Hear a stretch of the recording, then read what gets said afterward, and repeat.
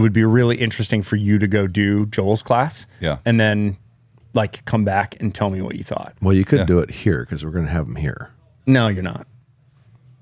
Are you really? Yeah. I'm so excited about that. Oh, yeah. The setup that I was shooting was a lot of his stuff. And Okay. And I was having a lot of issues. Was there a reason originally, other than the fact that this guy was a professional athlete, which neither of us clearly are? Was there a storyline or whatnot? Yeah, no, I wanted to talk about football. I was really interested. You did not.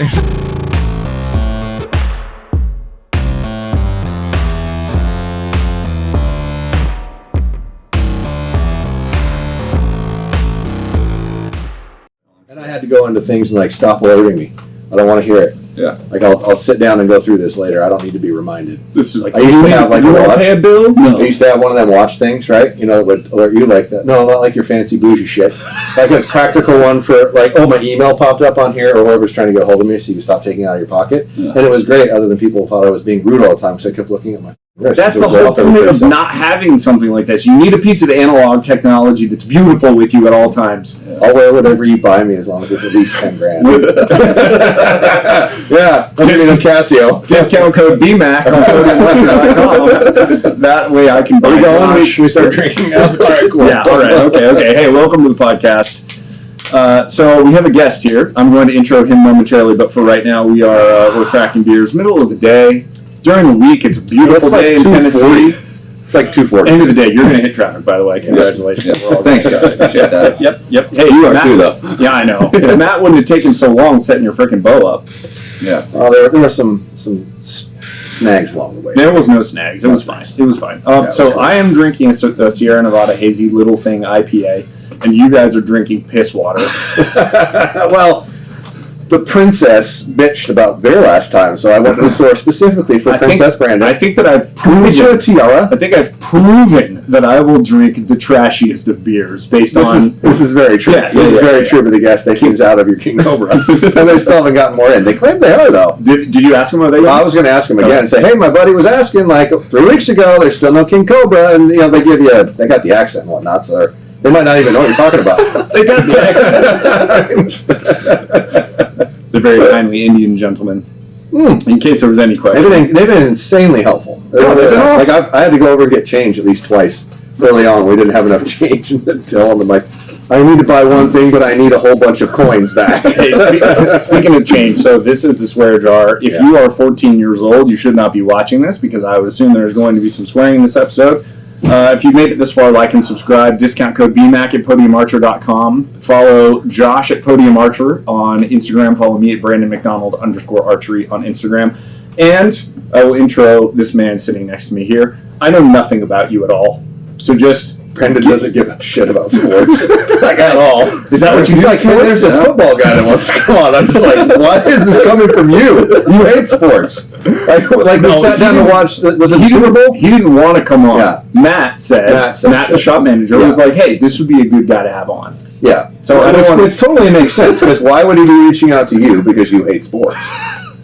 I just know nothing we watched the about Super Bowl, and Brandon's like, hey, let's go live on Instagram and answer archery questions. And I'm like, fine. We did it in like the Gap. All right. Quinton The game was playing. What are you talking about? Give us an intro. Give a little backstory. Like who are you? What? Yeah. Give a little backstory. Quinten Dormady. Grew up in a sports family. Played sports all the way until now. Trying to kind of figure out next steps in life. Played most recently in the UFL. Before that, the XFL. A little bit of time in the CFL. Played college ball at the University of Tennessee, Houston, and then Central Michigan was my last year. These are footballs that you played with? Yeah, footballs. Yep. Okay. Yeah, you're done. Yeah. Play quarterback. My dad's a high school coach, so grew up with that and played baseball also in high school. And now currently live just south of Nashville in Franklin. Got a wife, 3 kids, and another one on the way. So. Freaking busy man right there. So how did you get into doing archery? Because you've not been doing it for that long. No, this is, I want to say, third or fourth year. Got into it, just kind of came upon it and was like, enjoyed hunting, grew up hunting, but then just with football seasons and whatnot, not being able to hunt in the fall, like I was never really a turkey hunter, or bear hunter or anything like that, being from Texas. So once I started playing spring football, then the hunting opportunities kind of my fall opened up. Yep. And got to get back out and start hunting again. And why'd you pick the bow? So pick the bow. My first thought process was, you didn't hit record on that audio. Oh shit! That thing has to. Yes, I said he had to hold that down until his. Well, I didn't remember. You gotta help me out. This is the first time we're doing this. There you go. Now it's recording. Okay, now it's So recording. everything I you was just did, I was checking levels. Everything you just did, there's no audio on it. Love it. Let's restart. It's a restart. Take two. Cheers. Restart. I'm gonna just. We have a brand new audio board, and Brandon just started rolling, and I'm like, "What the f*** on? Isn't there a?" Well, I push record on that. I have methods that I'm used to. You went back to your methods. Gosh, Oh, dang it! man. This is another thing. I'm gonna just overdub the intro. I'm gonna overdub your voice. With my voice though. I'm gonna just fake it and be like, "Oh, Hey, we never. Brandon." Oh, fuck me. You never know with him. No. He'll throw shit in there to get you in trouble. I do it on purpose. I literally will be watching and I'll be like, "This is a good job. this is gonna be great. This is gonna be so awesome. good for content in the future." Should start the clock from when it starts to how long before I get a phone call. Like, Listen, and YouTube. there was stuff. Beer. And TikTok we and all introed that stuff. the beer. We made fun of me for drinking a hazy IPA. Yes, and the then- princess was complaining because he had the wrong beer and no tiara. I'm gonna buy you a tiara. I'm surprised you don't actually. have tiaras in the shop. I will actually. get you a Do you tiara. they make camo tiaras? I will find something. That's what I need. Absolutely. It's glorious. I I get love a it. tiara and then have it film dipped. I love that. Oh, that's a good idea. Actually, That's awesome. That'd be easy. let's not do that. If you're gonna buy me a gift, buy me something nice. I like watches. Buy me something fancy. I think the discussion was I will wear a watch if you buy me one that's more than 10 grand. I know. Yeah. It's gonna happen. That's gonna happen. But That's you have fine. to use the discount code so that I can get money, so I can buy Josh a thing. All right. You have to use it on a hunt first, remember? No, that's what. That was honestly, that's what I want to do forever. I know. just want to use That's it for phenomenal. that. I'm That was so a great stoked idea. about that. For real, use the discount code because what we're going to do is we're going to go basically use there's a little bit of profit that comes off that we're going to use to go film a hunt. And the first one we want to do. Everyone should know that any coupon code out there in existence, someone's getting a kickback from it. That's why they exist. So you get a discount on a product, and then that person that you used their code in turn gets paid for it. So if don't let there be a mystery to what those things are. That's people's way of getting an endorsement through you. Just so you know, that's what those are for. Everywhere you see them, everywhere you look, anytime you see any kind of a deal, et cetera, et cetera, et cetera, the person that told you about that deal is getting money back to them. That's how those things work. Except my code is the best code, Correct. and none of the other codes matter. So use my code BMAC, podiumarcher.com. I'm just kidding. I lean into it so hard because it still seems so ridiculous that we're going to pay for a trip to Hawaii. Yeah. That are purchasing. No, they're I'm just getting- kidding. They're well- getting a 10% discount. Exactly. Exactly. Yeah. Okay. Which mine obviously doesn't pay myself, right? But outside of that, You know what we should do is just not talk to Quinton at all this entire podcast. And just make it go like this, back and forth. All right. So we have a gentleman who's here on the podcast who's a third party person. And I'm going to intro him now by just letting him tell about himself. And I apologize for making you do this again. And I know it feels weird, but we've had to do it multiple times. Hey, you had a warm up. Hey, Exactly. I've Totally had cool. to do takes many Okay. times, Okay. so Good. no good. worries. Good. All right. So go for it. All Who right, are so you? Quinten Dormady, football player. Grew up playing football. My dad's a high school coach. Played Division I in college. Played quarterback. Played at the University of Tennessee, University of Houston, and then Central Michigan. Ended up in the CFL for a little bit, XFL, UFL, kind of been around the block. And now I'm here. Just recently got released from the UFL, so kind of trying to figure out next steps in life. Live here in Nashville, just south in Franklin, with my wife and 3 kids and another one on the way. So Nice. Yeah, dude. keeping my that's time great. busy. So can we talk about football a little bit to annoy the shit out of Brandon because Yes. Brandon hates sports? I'm going to leave. So I can't take a week. where was your college or your high school football? Sorry. Played high school in Texas. My dad's a Texas high school football coach, so moved around quite a bit growing up. Kind of military type situation, just trying to move kind of up the ranks, and ended up in Bernie, Texas, just outside of San Antonio, and that's where I went to high school. So yeah, Right on. And then from there it was Tennessee, then the other transfers. then Houston, and then So- Central. Yeah. Is high school football in Texas really as crazy as they make it out to be? 100%. Dude, have you been down there and see the No. arenas that they have No. built for these kids? It's bananas. Yeah. Yeah, I know enough about architecture to be like, what's that? And they're like, that's a football stadium for kids. Yeah, and the I'm most- like, that's incredible. Tell me more about kids. Yeah, I mean they're using Texas high school stadiums for like the D2 national championship is down there. So yeah. Yeah, my they're only pretty crazy. exposure to that is like Varsity Blues. That's like it. Little different. All the girls, with, all the Okay, girls cool. with whipped cream bikinis everywhere. Yes, and that's exactly. it? Yeah, the guys go to the strip club. Friday drink a Night beer. Lights is pretty legit, but That's relatively accurate. yeah. Awesome. Yeah, Awesome. for what it So is. then kind of bounced around at colleges? Or, Yeah, bounced around. Had Wait. a couple of injuries. You went to UT Yep. the whole time, right? 4 No, years? 3. I graduated from there. Yep. And then grad transferred to Houston. My last season at Tennessee, I had to have shoulder surgery, so had that, and then ended up redshirting at Houston. I played in a couple games because that was the first year they changed the rule to where you could play in four games, and it And it was doesn't still count as a year. Yeah. Still redshirting. But you couldn't make money at the time when you No. were in college? No. That sucks, doesn't it? Yeah, it's Brendan terrible. probably has no idea what redshirting means. For the I do record. know what it means. What does it mean? It means you're wearing a shirt that's red No. versus a shirt that's pink. No, it does not. It means it doesn't count towards your eligibility of how many years you're allowed to play in college because there's a limit. You get Correct. Back when I started, you got 5 years to play 4, Okay. so you got a redshirt year. Got it. Once you started, it started. Nowadays, how old you nowadays, no. If you Doesn't start matter. at college, then that's when your clock starts. Okay, wait. So- So you could be a 40-year-old dude who went back to college and had Yes. eligibility? If you never If started you never college, started yes. college, yes. Okay. So like myself, which this would never happen. No, let's do it. Let's do it, please. I, can never, this is a I great never- idea. I never started college. Yeah, like one hit and I'd be broken. I never started college, so technically I have full eligibility to play collegiate sports. Exactly. Yes. That's the If only I could qualify, that's the which I only would reason. never qualify. I'm an old man. But yeah, that's how the eligibility system that works, makes and how he graduated from Tennessee, Yep. probably fulfilled your scholarship stuff. Was there scholarship involved? Yep. That sort of thing. Yep. Scholarship involved, and that was before the transfer portal too. So that transfer, Yes. when I transferred from Tennessee to Houston, was you had to get a paper signed. Yes. And they could limit you, you can't go to this school or that school. Yeah, they had rules on you of restriction. Now, Really? Yeah, now there's not.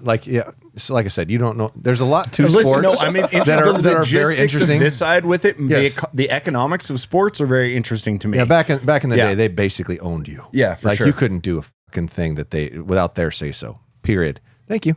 But now the transfer portal exists and the NIL exists, so you not only can you get paid, you can pretty much freely go, I'm out, bitches. it's You didn't basically- play me, I'm leaving, and I'm going somewhere else. Yep. Pretty much. Yep. Yeah. So my first time was without the portal. Had to get the paper signed and whatever to actually make it official to be able to leave. And then when I transferred from Houston to Central for my last season, that was when the portal existed. So I got kind of both sides, and that was a deal where you can just I can go to the compliance guy and be like, hey, I want to go in the portal, and you don't have to tell the coach. Yeah. So it's you could just definitely a different world. disappear, and Yeah, they I would mean- just be like, "Yep, all Yeah. right." So I heard a really interesting one today with the way that college basketball is going on that. Technically, they're running past the end of the season. So you could enter the portal, apply for the other team that's still in the national championship, and still No go play for way. the national championship, technically. Wow. Would they give you a ring if you won? Yeah. Did they do sure. rings? I Rings don't. Do they do Yeah. rings? I don't Yeah, know. Do yeah, they? for Yeah, sure, I'm for assuming. sure. All right. Yeah, that's collegiate. I don't follow the actual. Yeah. What you get is armor when it's all over with. You know. And what a I mean? lot of money now. Interesting. Yeah. So anyway, that was you're saying you went to Central. You entered at Central. Central Michigan, yep. Out of all the three of the programs you went to, what did you find to be the nicest, or what did you enjoy the most? The nicest was Tennessee for sure. Are you in pain yet, Brandon? No, because we're not talking. If you want to start running plays and shit like that, then yes, I will be in pain. You want to start drawing plays up? Oh, should we talk about statistics? What's your completion percentage in college? No, if we go in that way, I'm literally beating going his to head just, against no. the That's wall. why I'm drinking This is- quickly already. Yeah, so no. This is when we get a interesting. lit Brandon, this is way funner. Well, speaking of completion percentage, mine was pretty high. 2 years ago in the XFL, it was me and AJ McCarron battling out for almost 70%, which is That's really a good. very impressive that's number. very good. Okay. Yeah. Yeah. Good. Congratulations, sir. yeah, I thanks. appreciate Now I'm here with you guys. you don't so care at all. A lot of good that did me, right? I guess. Yeah. That's right. Now you're Apparently in the back accuracy room. You're doesn't in matter the anymore, back but- room of some janky archery shop, just doing a podcast with a guy with a mohawk. Janky, bitch, is not accurate. This is the largest archery shop in Tennessee It's true. already. Probably in multiple states. It's very nice. If you're already here, wait, no, if you're still here, there we go. Like and subscribe. Discount code BMAC for all the stuff in the store, including Mathews bows. Like I said, We'll it's ship working them. already. He's already got a little already mumbling. Jesus. Normally I'm more Anyway, articulate I was than still this. asking football questions. Go ahead, so more quit football. interrupting. No, keep you going. bastard. Hey, archery podcast people. We'll get to archery eventually. You guys keep going. That's fine. I can hear the viewers walking away. Well, it's on your channel. I don't care. I'm just kidding. funny. I'm kidding. All right. Keep going. Professional career. What's that like? Yeah. So came out 2019, finished my season. So 2020 was my draft class per se, and COVID hit. So yeah, I didn't that'd be have really a pro interesting. day or anything. That I don't. sucks, I man. don't even think that year they did the combine. If No, I'm pretty remembering sure COVID correctly. year they didn't do the combine. So didn't even have a pro day, which I definitely needed just with me transferring. At that time, transferring was not, I mean, one Wasn't super school, common. Right. One Yeah. school was okay, but 2 schools is like unheard of. Now it's like everybody's doing it. So I missed out on that and a lot of money. you But probably could have very easily ended up in a situation where it's like, is this guy a problem? And because when you transfer multiple times, Oh, they worry about like they behavioral look down issues? on it as opposed to today why where is they he transferring? Is he why scared is he of transferring? competition, this and that? Yeah. But Well, why did Yeah, you I do mean- it then if you knew that it was a problem? both schools that I was at, the coaches got fired. Okay. Not that I necessarily would have stayed, but I mean, obviously something wasn't going right? So, Sure. Well, and whenever a coach gets fired, right, which you obviously wouldn't know this either, everyone has different offensive styles, right? It's like, let's say, were you a pocket passer Yeah, or you run? All right, pocket. so pocket passer, let's say the guy that got hired You know what behind that him. means? That means Yes. he stands there. Yes, he just I'm fucking aware. just stands Like a there. And he just fucking yeah, man. exactly. Go Like a run, you man little ready to bitch. get hit That's by, how it works. by a D lineman, ready for that That's dude to right. just come through That's most likely, and the lineman's probably not the getting what? through the The front. what? But he Let him spit it out. Yeah, The what? Use the big boy words, Brandon. run through Big the boy words. Come through the O line and just sack your ass. Yeah, these are football words. I'm doing amazing. Oh, that's awesome. So no, like if the offensive style of the coach or the coordinator doesn't fit who you are as a player, you would Especially frequently if you're change. the quarterback, right? Like Yes. that would seem like it would directly dictate. Most, yeah. I think that your transferring was really common at your position, maybe Yeah. not twice. Yeah. But at that time, it was common to see a quarterback leave a program and go to another program. One, if they bring in somebody like a stud, and let's be fair here, Tom Brady got sat behind a guy his senior year multiple times because they were trying to change the offensive style and cater to a dude that was also playing baseball, that was a 5-star athlete, and Tom didn't have the same resume. Yep. So that doesn't really mean shit. Is in that the guy reality. that was married to the supermodel that made a bunch of money? Giselle Bundchen? Yeah, that is correct. So you know one football player and a boy. Patriots. Patriots. And then he moved to the Buccaneers. Oh my And God, then he you just know both? shit the bed. Won a Super Bowl. How's that shitting the bed? Didn't he shit the bed for Tom Brady afterwards? never played in a game where he wasn't eligible for the playoffs in his entire career. So he's pretty good then. In 20, how many years? 24, 5, whatever? Wasn't his 40 probably like 20 crazy something. slow? Didn't he run like an Oh yeah, insanely slow he was 40? a very oafy looking, slow, not in shape guy. God, I hate this podcast so far. He might cut all this shit. You never know. I You won't. edit- No, he's no, no, edited, no, so. of course I won't. Anyway, We have wanted- a football player I know we here. I'm wanted not gonna edit out to the talk football to the player actual stuff. professional career and what that was like. Yeah, I mean, went up to the CFL to start after COVID. Kind of went up there. They didn't have the COVID year. Then that next year, I think it was 22. You mean COVID didn't exist in Canada? No, it existed very much. I thought it was, like, big they time. They shut it down, as what I'm saying. So 21, they didn't have a season. I believe that's what it was. Anyways, went up there for the that last. would have been 21 because that was in March. 20 in was 20 is March when it of 20 started, was so it would have when been it got off. 21. Yeah. So Yeah. then 22, I went up there at the end of the season for a little bit to kind of get back into it because I wasn't getting a whole lot of action football wise. I like that Hold on. qualifier. Brad's like, whoa, I can just let's have see a MFJJ story about the looking other looking at me out of the corner of my eye, like just waiting. Isn't So yeah, went up there So for what a you're little bit. saying is there was extracurriculars that were enjoyable. Keep going.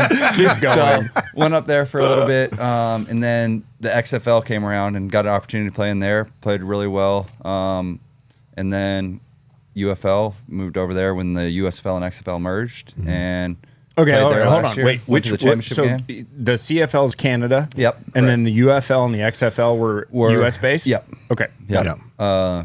Basically trying to make spring league. So It's you like play in the minor league. spring. It's and like then- minor league for and then, professional. When the season ends, then you kind of roll into NFL camps and things of that nature Got to it. try to get a shot in the NFL. Makes sense. So had some camps that I did NFL wise with the Bills, and the year before that with the Titans, and then last year played with the San Antonio Brahmas. Went to the championship game, ended up getting smoked, but had a good year. And then this year made it 4 days into camp, and they booted me. So now I'm here. Now you're brutal. here. Yep. In the back room of the best archery shop in the state of 100%. Tennessee. That sounds a lot better than the previous discussion you gave, you tool. You don't need any help. You don't need any help. You're doing great. You're doing great. All right, let's move to archery. Please, for the love of God. Let's do it. No, I'm kidding. That was Okay, great. I got my football talk, and I won't say another word about it. It is super interesting to hear like the life trajectory of people. I may not And have mentioned I actually do enjoy football a lot. I've heard you and Tim talk about it, and I try to fast forward those parts of the podcast as much as I can. All right. So, archery, because you had mentioned previously that basically your fall was taken up with ball. Right. Yeah. So now that fall is open more, and then you decided to transition straight into a shitload of kids too. So like you were like, listen, I like just not hunting. yeah. Yeah, go Yeah. a bunch Did you, of did you at least have But, a I mean- pregnancy schedule where you're like, not during here. We're not doing this during here. Do you have any September, October babies? My oldest is end of August. Risky. Risky. Playing And with then- fire. Then the twins, the next 2-3 were December. They weren't supposed to be born until April. So Oh, boy. they were 24 weeks. So Oh my goodness. yeah. What- So went through that whole deal. how They were- long? I mean, I'm assuming there was some Yeah. medical involved Yep, there. they were in make the that- NICU for 4 months, Oh and God, how brutal Yeah. was that? it was brutal. It was brutal. Yeah, it was mean, not what- something you would wish on anyone. When my daughter was born, they took her once because she wasn't crying because one of her lungs hadn't opened up. Yeah. I lost my shit. Yeah. Like bad. So I can only imagine a kid's Yeah. in NICU for 4 Dude, months, so dude. I was telling you before I'm the sorry. podcast started that my wife had our son at home alone. Crazy. So I can't imagine like Was there a shaman involved? basically she literally Were there the lady incense that was burning and the all that lady that stuff? was in the area Yeah. who never came into the house. She was in the area, went out to look at the moon at one point because my wife's labor slowed. She looked at the moon. She looked at the moon to Were you work on the energy. questioning your life Jocelyn, choices at that please moment? don't watch this. She's gonna Well, shit her seriously, pants. like at that moment, where's your brain? Like, what did I decide to do? Honestly, and this is a bad idea. No, in the moment, No? I literally have never had more faith in my wife ever.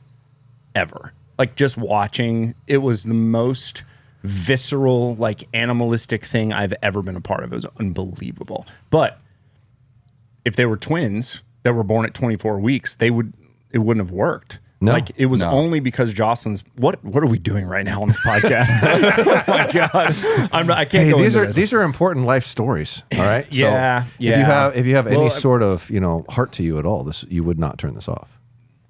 I'd agree. So I'm for not those worried that about do, the, I'm you're not bad worried about people. the I'm not worried about the listeners at all. That's not what I'm worried about. I'm worried about sharing TMI from my wife. I thought you said she doesn't listen to this. She doesn't. But Well, you're somebody's fine gonna- then. But somebody's going to send it to her. So the dichotomy Hey, that I find for interesting clarification, though you is said nothing inappropriate. 24 weeks, twins born in the NICU for 4 months, and then like dealing with all that, what you're talking about, and then the fact that my wife had our baby on clean towels in the bathroom at our Right. barn Right. is just bonkers. Like such a huge difference. But we all ended up with like amazing kids. I'm assuming 100%. your Yep. kid might be kind of shitty. I don't know. She's old now. Like she's probably pretty shitty. I hope she My watches daughter's it. awesome. F you. $1 in There you the go. pot. $1 in the pot. $1 in the pot. All right. So, okay. We talked about clearing up fall basically. So Yep. tell me how you got into archery.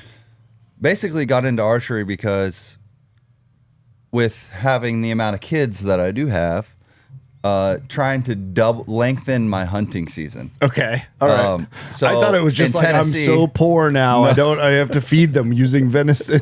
All right. Well, go ahead. Go ahead. Hey, that's a bonus, but no, but yeah, just like lengthening my hunting season, and being able to go out for a longer period of time, and then turned out to really like it. So Tell me more about that. Like what was the Oh my God, something relevant. Let's focus on that. I think that the like I started to like it, and the mental health part. We don't have to talk about like, the mental health part of it, but like the advantages to doing archery versus like rifle hunting. To me, there's such a huge difference. 100%. As far as just going out and doing something like every day and shooting the bow. Maybe it's not every day, but even if it's a few days a week, like going out and shooting the bow, it's just like a thing that it does makes my life better. Yeah. So I want to hear that, like not that specifically from you, but I just am curious about like, again, the journey into archery from you. Yeah. I mean, I got into it not really knowing kind of what the path was going to be and how I was going to like it. But yeah, like you said, just there is something about it, like mentally being able to just go out and shoot a few arrows. You know, I need a break. Let me go kind of decompress, go shoot a few arrows. I've heard, you know, you hear it all the time. That's a big thing for guys. It's the zen of archery. Yeah. Clears your head. Yeah. Just like golf, similar. You have to focus on so many things mentally about what you're doing that it forces everything else out of your brain and you actually get a break. Yep. I should probably shoot more. That'd be a good idea. No, I prefer the coked up version of MFJJ. Oh, I'll still be a psycho. There's no way around that. Like the driven level of myself will not stop. But taking a little bit of a moment or two for myself wouldn't kill me. Yeah.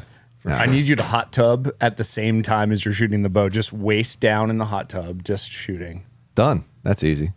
We'll go to my Get that buddies. done. He's got a bigger hot tub than the one you've got in the back, and then we'll one go. person. Yeah, the He one. wants to get in with you. He does so much. What is the first thing he said? You selfish son of a bitch. Well, you got a one-person hot tub. Well, like, I what did kind of that. a psycho gets a I did one-person that. Well, hot tub? I did that so Becky would realize I couldn't have another person in it. No, it means Yes. if you have another person, you're touching. No, That's it's what not like that that. means. Like, you're not getting where my feet go. That's not happening. I wasn't doing feet to feet. I was doing not- face to face, son. The fuck? Face to face. Oh my God. Hey, if you're 14 years old, you should not be watching this podcast. But if Question you are, your like and question your subscribe. parents' discrepancy of what they allow you to do because you shouldn't have this on. Your filters are not good enough on YouTube. No. All right. So, what was your first bow, and how long ago was this? 4 years ago. Yeah, I was talking with Matt. I think it was about 3 years ago and it was a Prime. I think it was a Nexus something. Because you 4. said that it was the dual it was cam. the dual cam. Yeah, it was deal. probably the Nexus if it was the last year before they went to the inline, which is their it single was. cam. Yep. So that was my first bow, and I like that bow. I like that bow too, actually. And just kind of wanted to. Once I got into that, it was a used bow. Got into that at a good price point for what archery is. Obviously, it can be very expensive. So got into it at a good price point and fell in love with archery, and then kind of just wanted to get to the top of the line. Yeah. Okay. Okay. So this is interesting because get to the top of the line Yep. means that you feel like you discovered something that was more top of the line than your prime inline. Yep. So, not the inline, than the Nexus. Yep. So, what did you move to for your second bow?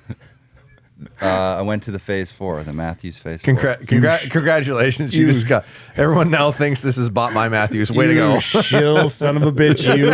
Why are you wearing a This is Nirvana on your shirt? fucking channel. It's not even me. You should God. not. You should not be wearing that shill Nirvana. Or wait, that you should be wearing the shill Mathews shirt. I'm gonna make Should I? one with your face that says with Mathews logos everywhere that says shill. That's what I'm That gonna would probably do. sell really good. I'm gonna make it. He gets a bunch of shit because he says nice things about Mathews, and there's a lot of 100%. Mathews haters that are out there. But the truth is, Mathews is the best bow in existence by far. It's so far. I'm just kidding. I'm shooting a bow tech this year. All right, so keep going. So you like how the do you like Mathews? it? I have some concerns. All right, keep going. So you bought what did you have? The lift?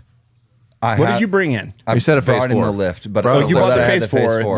Then you went to the lift, went to the lift. and now you're last doing the year. lift X. Yep. Damn. So you got into Mathews and you like Mathews. Yeah. Did you shoot anything else when you came in today? By the way, I should have introed the video saying that we were going to like show you what his bow was and why he picked it and all the stuff on the bow.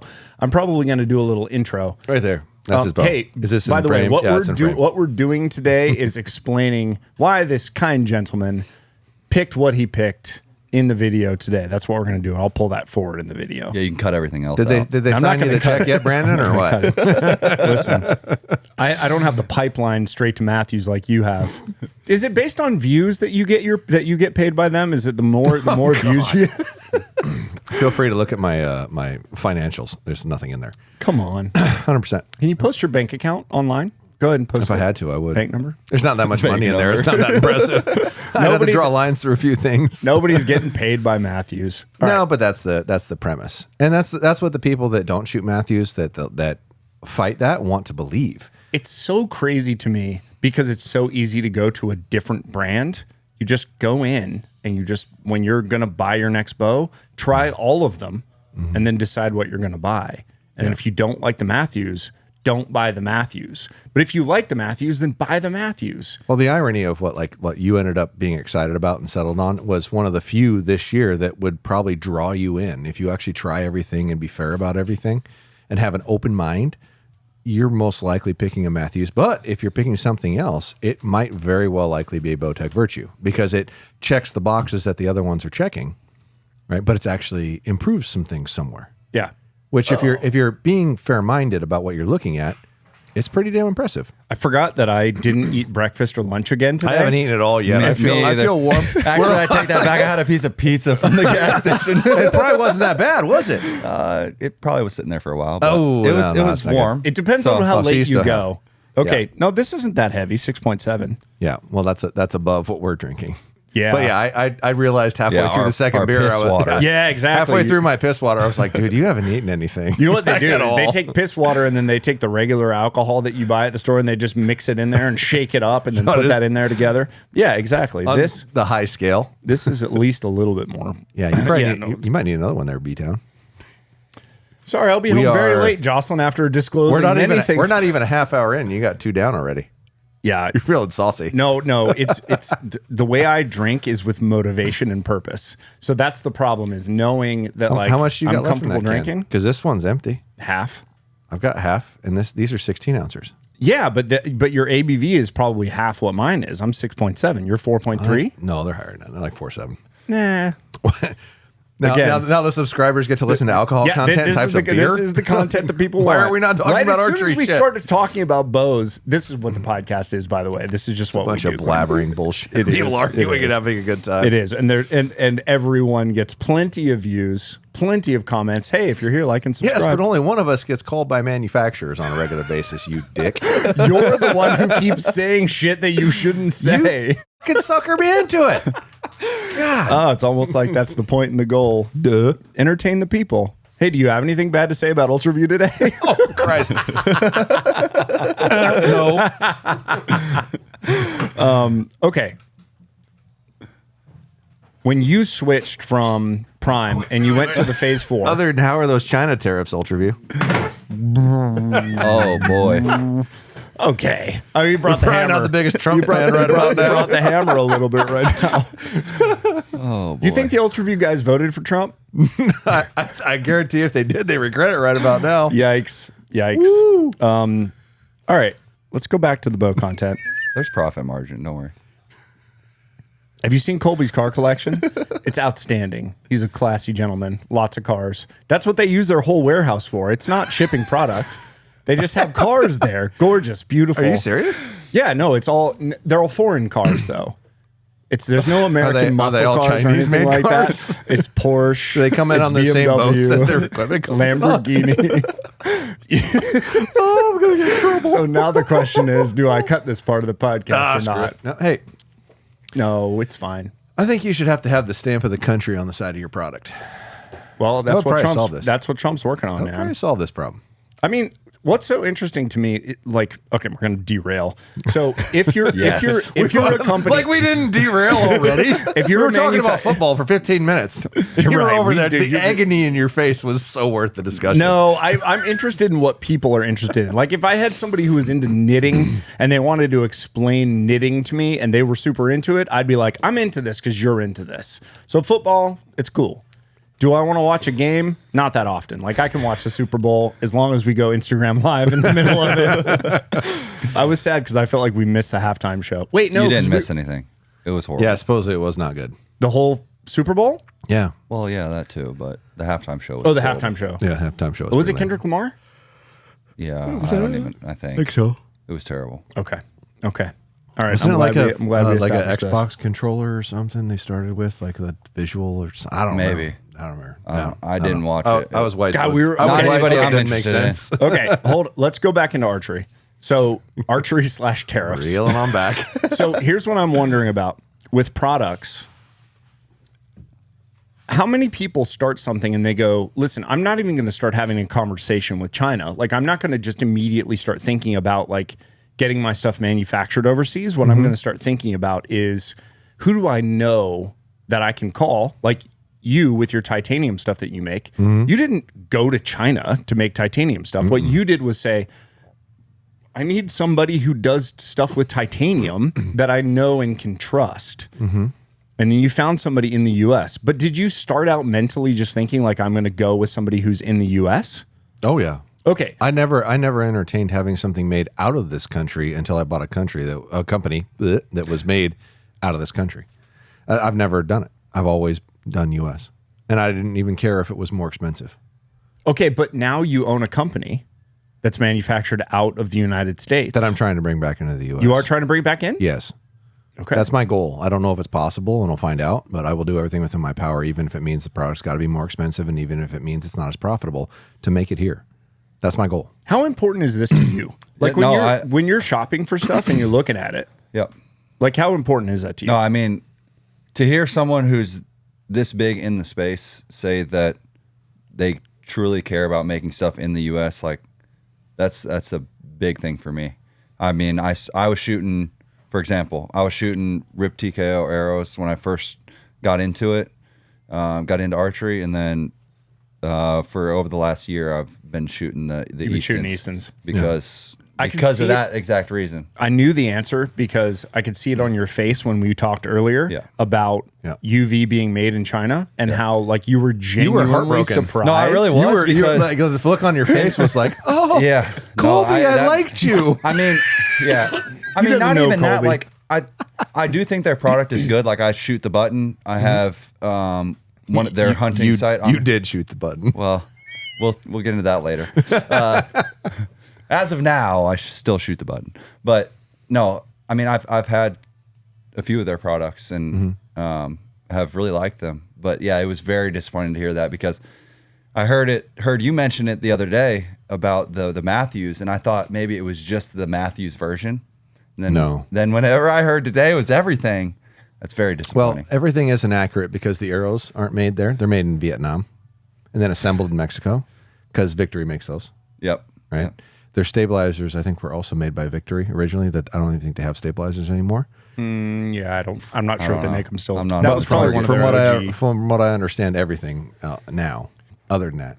Yeah. Like I said, the whole tariff thing's got to be scaring the shit out of them. And especially for the price point, like you're paying premium. That's the thing that's hard to swallow. I'll pay premium for something that's made in the U.S. Right, but when we start talking about going to the same fact, like you had mentioned, a lot of the blinds from the company you just bought, those blinds along with many others in the industry are all made in the same factory, right? Yeah, they're made in the same place. So to hear that and know like, oh, everything's being made in the same spot, but I'm paying 3-4 times as much.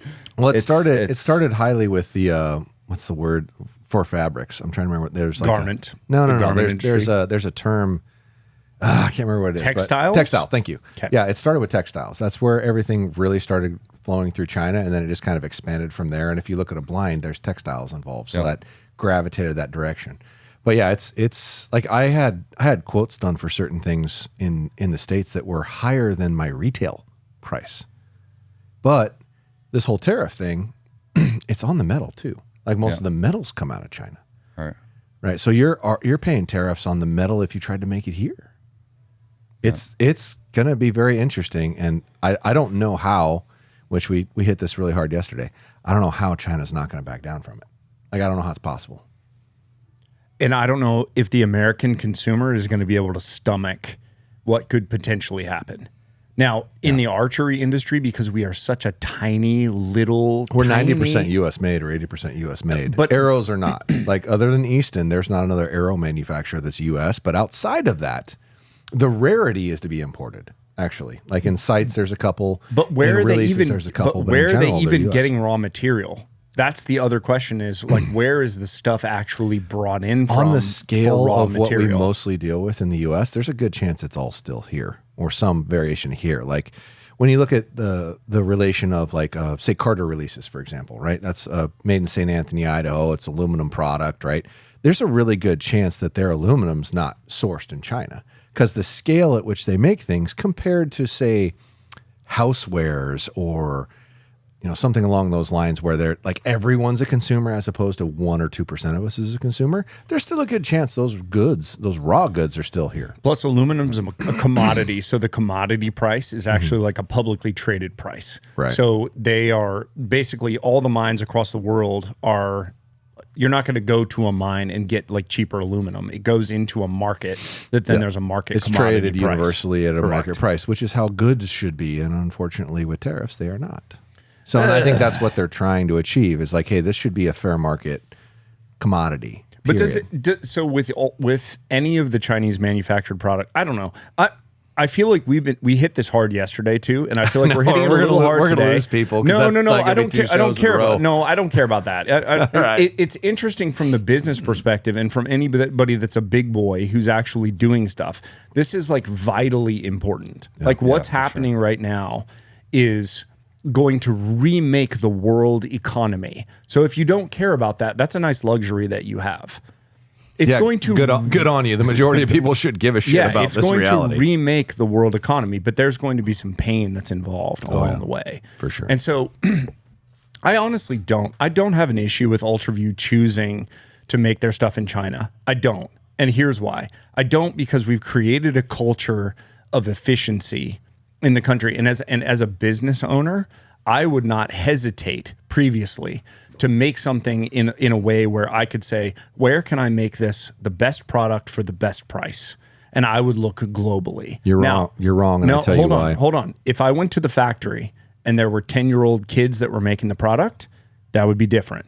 But if I went in and there were adults that were making the product that were they were getting paid $3 a day, but the national average was $3 a day, I understand. I would be like, oh, okay, they're making the national average. And they're obviously able to buy the goods and services that they need to maintain a lifestyle in this country. We are talking about archery, right? I mean, are we talking about archery? I don't know. What I'm talking about specifically right now is just general economics, I think. Can we relate it to archery? Because that's what this is supposed to be about. Okay. Okay. So if it's archery, you're wrong. And I'll tell you why you're wrong. Because 99% of the people in archery give a shit about the fact of whether it's made in the U.S. or not. 99%. I mean, there's one right here. I think it's the type of people that are in the archery space. We're red-blooded Americans. Right. We care about America. Are you calling me a commie? Well, you're acting like one. I'm a princess commie? Now, if you're selling to large cities with people that don't give a shit about each other, then sure, go for it. Right? Because that is a common theme that you will see over time. There's no way around that. The bigger the city gets, the less people care about their community because they don't believe in it. That's why they're there. Yep. If you believe about a community, you're talking about small town America. And the majority of people that are into the outdoors and using a bow and arrow, because you have to be really passionate about the outdoors to use a bow and arrow. Fair? Oh, yeah, I would agree. Right? Then you're probably a red-blooded American and you care about American jobs, which is why everything I deal with and everything I do is trying to be American-made. I wanted at one point to throw everything out of my stores that wasn't made in America. But there's enough of it that it's like, that's a hard, especially arrows. Like, that's a hard go. Yeah. Like, I would have to throw 90% of the arrows out. Right. That gets difficult. But dealing with fibers and resins is closely related to textiles, and there's so many cheaper options. And hats off to Easton for still being the only American-made arrow. I love to see that changed, but I don't know how feasible it is. But you would think with $200 to $300 a dozen arrows, you should find a way to be able to make that in America. You would think, especially like with Victory being so prominent. By the way, we don't know how to talk to other people on this podcast, evidently. Like, I'm really sorry. No, we're good. We're going to get there. Okay. Yeah. Let's relate it back to his arrow experience. Well, I know, because you literally that's how we got. You switched over to Easton. You switched over to Easton arrows because they're made from a really good arrow, by the way, probably the most popular arrow in the industry. Yeah. in non-Easton arrow. Before I industry. found the Axis, which is what the long range that I'm shooting now, I was having issues because I was shooting their 5mm and it was much heavier.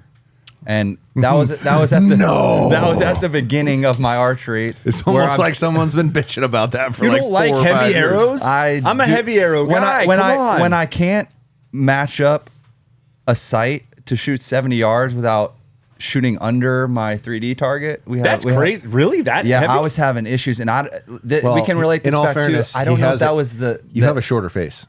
Just looking at your face structure, Yeah. you're going to have a hard time shooting a long ways away. You could see how short his face is? Yeah.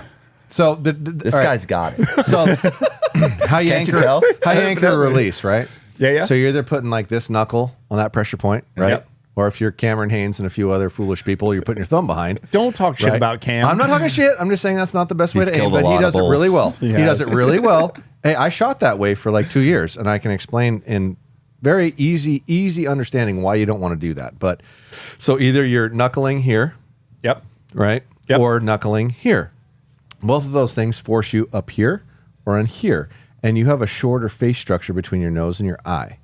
Like it's you have a little bit of a smaller face, which will shorten how high your eyeball is above the arrow. The higher your eyeball gets above the arrow, the farther you can shoot. So you would run into that issue more commonly than the next person would. Like your face structure is very similar to Jake Webb's, which it's weird that I understand people's face structure, but it's part of getting a reasonable anchor point, right? It is really It weird. is really weird, but I can Man of relate many that. talents. Evidently. I can relate Is your that. anchor point 6 inches above? That's a short anchor point. That's crazy. I'm 6 5/8. So Wow, that's you must be disappointed. No, but what if you it's drop reality. another knuckle down? Good luck being consistent, If you drop another, why can't you second and third finger? because you can rotate the shit out of your hand from that point. So where the release comes out when you grab a 3-finger, the release comes out of here. Oh, right.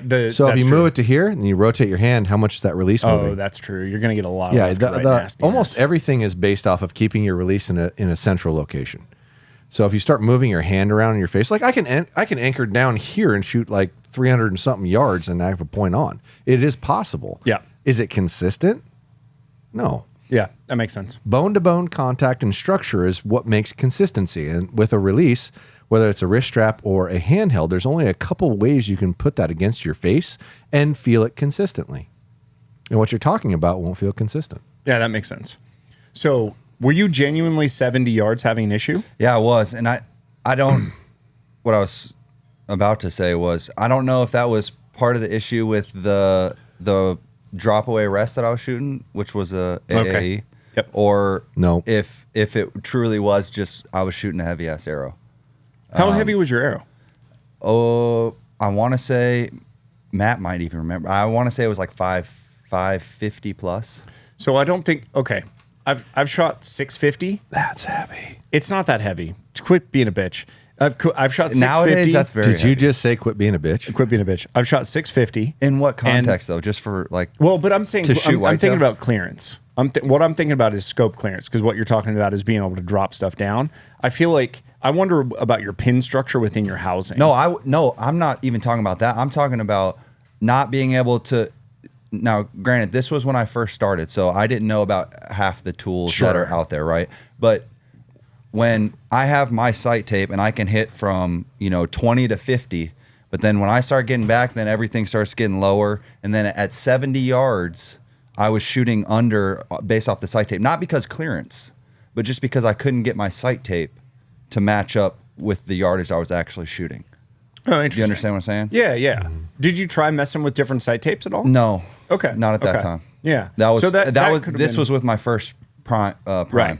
So this is one of the things I'm so interested in about what we're doing.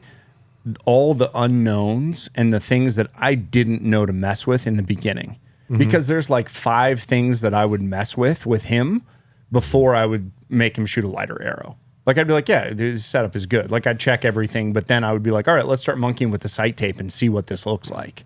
Sure. I'd be curious what your group looked like at 70 yards. Right. And where's the impact of your total. Just those kinds of things. But like I've done the stupidest shit with archery ever because I've just messed with stuff all the time. So I never have any issue with anybody being like, hey, here's what's happening. I'm like, okay, well, let's figure out why that's happening. Yeah. But it would surprise me if it was because you're a 30-inch draw. Yep. And you were shooting 70, 75, 80 pounds? At that, I want to say, I don't think I was even at 70, maybe 65. Yeah. At that time. You should have still had plenty of clearance to get past 70, though. Yeah. Yeah. There was definitely you're something not going. thinking about face structure. I'm looking at his face. It's not that small. It's shorter than yours. He doesn't have a tiny kid's face. No, I'm serious. Like the face structure positioning, how far your peep is up the string has a ton to do with it. I agree with and that. I can guarantee you, just look, and mind you, I've fitted like 10,000 people in my life. Listen, I know way more about this than you do. Oh, I bet you do. Comment below. I'm just saying, there's no way in hell. There's no can't way. wait to see these comments. I can look at with the positionings of things, Yeah. right, and tell you, like in order, like the distance from here to here Right. is different Yeah. in general. Like you have a shorter face, and the distance, how far your eye is above this position, isn't very high. Now, if I look at yours, it's drastically higher. So you're starting with a position that's already higher, which gives you distance above everything. I feel like you're telling me that I'm less attractive because I have a weird He is, Shrek face. 100%. Just crazy Shrek face. You got a do weird not have a shaped Shrek face, but your personality totally makes up for it. No, seriously, like it's all a physical structure course. of your face of where did you start and how far is your eye above that point. Which, by And- the way, and off of his, it would be shorter. So you're going to end up running into your sight housing sooner. And then if you acerbate it by shooting a 550 grain arrow, which is stupid, you're going to run into that problem. it's not stupid. I got it's told fine. the same Brandon, thing. It's not so stupid. I- It's fine, especially if you're whitetail hunting. 550 is fine. Yeah, I mean, Yeah, because you're trying to shoot theoretically, 20 but if yards. you're only shooting 20, 30 yards, then yeah. I It's had fine no if you're issues. shooting further. All these, Not all for me, these- it wasn't. Did you I just started slur having- further? Probably. Well, you said acerbate. It's exacerbate. Whatever. Yeah, my excuse is I didn't go to college. Your excuse is you're drunk. I was a music major, so I barely went to college. You had some English. I had some English. Did you graduate? I did. Well, I so did. you have a college degree. I did. I barely got through high school. I barely got through high school too. Did you do sports in high school? Like, okay, no, I'm curious. No. dumbest question I've just ever heard. college. Shut up. And professional. That's not what I meant. I such an asked idiot. it wrong. I asked it wrong. Oh my God. I asked it wrong. Did you do sports? You did sports in high school. Like, did you? What I meant was, I asked They that. just pick up I asked it random people in completely. college to play professional. He's just like, wow, I'm 18 basically years old. I'm professional going to see if football. I'm really good at throwing this pigskin. There you go. Yeah, All there you go. There you so go. you played through high school. Do you feel like you were helped by your teachers because you were a high school baller in That would Texas? be the non-sport Not in high school, guy's no. question. In college, it's debatable. I wondered about that. Shout out to my sociology professor. Ooh. How many beers are you on, by the way? Just Yeah, one. just one. You're Just making us one? look like a couple alcoholics. I'm about to go through. I'm about to click into number 3 here. Yeah, I already opened. You don't made have a to drink comment anymore, about by my the way. mic He's out. like, no, I'm driving home. I have I'm, twins. I'm staying here. I'm fine. Yeah, my But wife's it's- probably blowing my phone up. Well, you can check it if you need to check are- it. yeah, we It's can pause. 3:30. We're good. Yeah, It's you're- 3:30. What time's traffic start around here? I don't drive up here very often. Try to stay down south. It'd be good. It'd be good if you wrapped it up in the next like 20 minutes. Then you're probably still good. Okay. And don't worry about traffic. Just be like, babe, it happened earlier today. Who cares? I got a new bow. I'm excited about everything. She could care less about that. All wives could care less about that. Oh, that's good to hear. You're not Yeah. wrong. Not all. Not all. Listen, there's a few that are like, oh, what'd you shoot? But it's like there's like 10 of those women out there that are like, oh, why'd you go with the? They probably look why'd like you go with the? trolls, Why'd you too. go with the epsilon? That's not true. That's not true. Name a legit hot one that would care. I don't want to go into this because I'm thinking about the Hunt Quietly guys post recently where he was shitting on like Hannah Barron and all those gals that would probably care about this. Hannah would care, and Hannah is authentic. I haven't met her, but I've heard enough stories that she's a pretty legit person. Do you think that she would care about your bow setup and be interested in Probably, in but she's talking also about never been married, so she couldn't be a wife. So I still win. it? Okay, all right, okay, all right. Let's go back and talk about Jesus. This podcast is just off the rails It's a completely. It's been disaster. off the rails the whole damn time. All right, what did you There's choose? going to be What a did you number. choose Of, for the your number sight? of comments are going to be. This is so entertaining. It's not even funny. What did you choose for your sight? I chose the new Excel driver. The XL driver. 5-pin. The 5 that are in existence 5-pin? in the world, you got one. Way to go. Did you pick the love nice one that's bronze colored and all No, that stuff? we left No, that you one didn't. for who? Yeah. Hey, I don't know you've which got one. it. Okay. That is You've so gay. got it. Can I swap not- it can I looks freaking swap sweet. heads with you and give You you, know the what- brown one? I do not want that at all. You know what it looks like? If you put that on the PSE with those bronze-looking cams. It's a bridge lock. How's it going in the PSE? I'm just saying, if I imagine they make a You pick can mount figure it version out. of it. A piece of titanium. but it's will- Exactly. Yeah, Yes. just titanium. That's all you need. themselves on it. Just put a piece of titanium on it. It'll solve it. All right. So you chose the Excel driver. Yep. You were shooting a UV for your last one, but you were shooting a UV scope on an HHA sight. Right. Yep. I think it was the old HHA Rise. Okay. Is what it was. Is that that was what Chris B's setup basically was? Do you remember how you came to that conclusion? How you did that? With The HHA and the Ultraview. Fanboyed the shit out of Chris B. Which is fine. I think that's a fine No? way to do it. No, that's actually a good setup. To be honest, I don't know about the site. How I came to that conclusion. They weren't obviously making a full. The UV wasn't making a full. We were making a sight okay. at that time. Just Okay, the just you the bought scope, you right? bought just Yeah. the scope. So- That makes sense. Yeah, you So- like the scope head. I kind of 3 years ago or whatever it Yep. was, just doing basic research. Came okay. The Rise is one of the better slider sites at the time, so I'll pair those. That makes up. sense. Okay. If you don't believe I've him, gone if through- you don't believe in first axis, Listen, don't college somebody who's not in college. You're like PhD in archery. Don't do that shit. Like I can see how.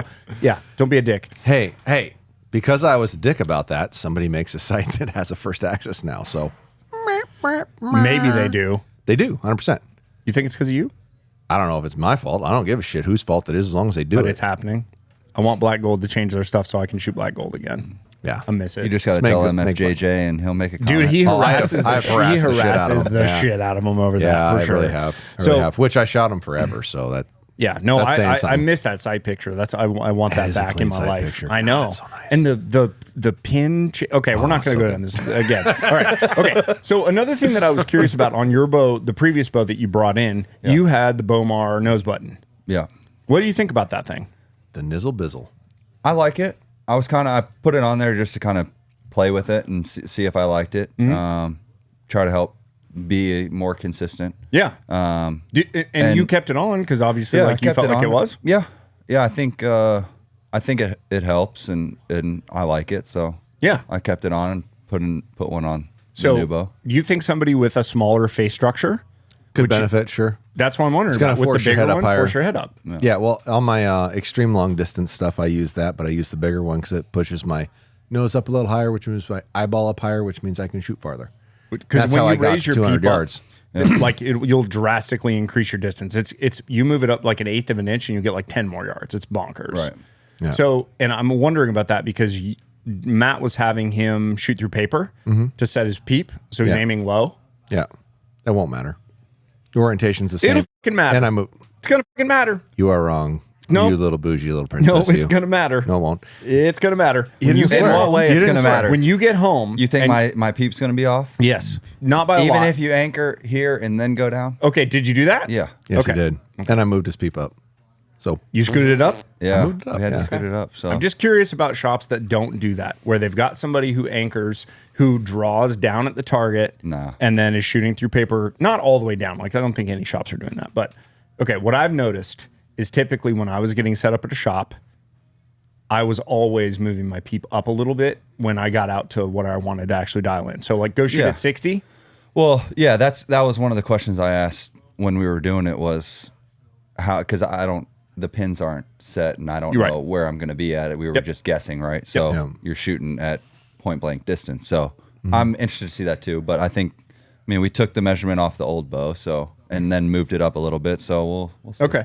So if like he goes home and he's shooting at, I mean, obviously you're whitetail hunting, but like the most comfortable setting, you sight in at 60, right? What you I'll set usually- your, it you depends set on your the bow. peep at 60. depends on the bow. If I'm trying to sight into like 200 yards or something like that, I'm probably setting my peep at close to 100. Would you like to sight into 200? Or is that good for you? No, because then I would be back up here with more arrows. Okay. All right. yeah, So you have to take your average range, right, and how far you want to shoot. Like if you're long distance stuff, which if you're shooting a 5-pin movable and using the bottom pin on that, you're going to hardly move it for 70, 80, 90, 100, right? So I would think 60 would be a really good reference of setting for Okay. that. And But 60 with once your again- bottom once pin again, 5 within pin that housing. But once again, a 5-pin 60 is still going to be not moved. correct. right? The housing. Yeah. So Yep. then you're basing it at up close. Is that going to be accurate? I don't shoot 5 pins. I shoot one or a dual in general, or a triple if somebody would make a good one. Right. Those 3 things are what varied to me. So because of that, I would move my housing down to where it was like 60 off the center of the pin, because that's going to be the middle of my movement. So when I move it out to 100, it doesn't feel weird, and I move it up to 20, it doesn't feel weird. So here's the crazy thing about, you can change the way it feels, because you can take that stack of pins and move them up in the housing and move the housing down, or vice versa. Terrible idea. Move the pins down. Okay, but what I'm saying is, if you move the pins up in the housing, it'll feel one way. If you move the pins down in the housing, it'll feel a different way, because you're changing the location of where you're actually. Shouldn't be. It changes the anchor. It doesn't change impact. It shouldn't change the anchor at all if you're centering on the housing. If you're centering on the housing, not the pins, it shouldn't change your anchor, because the housing didn't move. Whether those pins are upper in the housing or lower in the housing, you're still centering on the housing. The thing that you're changing is you're moving your bow up and down to accommodate the housing that's moving. So your pins are staying the same, and you're moving the housing. Oh, okay. Yeah, that would be different. And what I'm then. saying is, okay, like, I got what you're saying. That would absolutely be different. Yeah. So if you're going to shoot Total Archery Challenge, I was with Image. I was trying to wrap my head around. this is the stuff that I'm talking about. You're talking about literally moving where the housing is, but leaving the pins the same. Correct. So if you that would 100% do it. Yeah, so because you're centering on the housing. So if you loosen all the pins in that, and you move them as a gang of pins up or down, right, you can literally move those pins and sit that bottom 50 pin all the way on top of the bubble. Right. And that's going to give you a different 60. feel. Your 60 pin. That's going to give you a different feel than running them all the way up to the top. The majority of average people on a 5-pin site, like on that 5-pin site where they started at, it's going to get really close to the top of the bubble on the 60. So it should be really close. Right. Probably not him though. Like 30-inch draw, 70 pounds. Is that 70? 500 grain arrow. I think we got it at 75.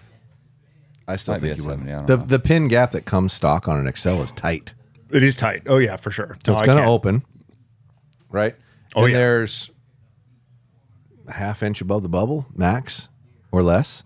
Those pins are going to open up, and he's going to be, if it's different, it's going to be like an 1/8 max. But what I'm curious about is somebody who's not been shooting like a crazy amount of time, and I know that we're getting, and I apologize, we're getting into the nitty gritty. I don't think so though, because what I'm talking about is hold, and I'm talking about pin float, because there's a difference in pin float to me.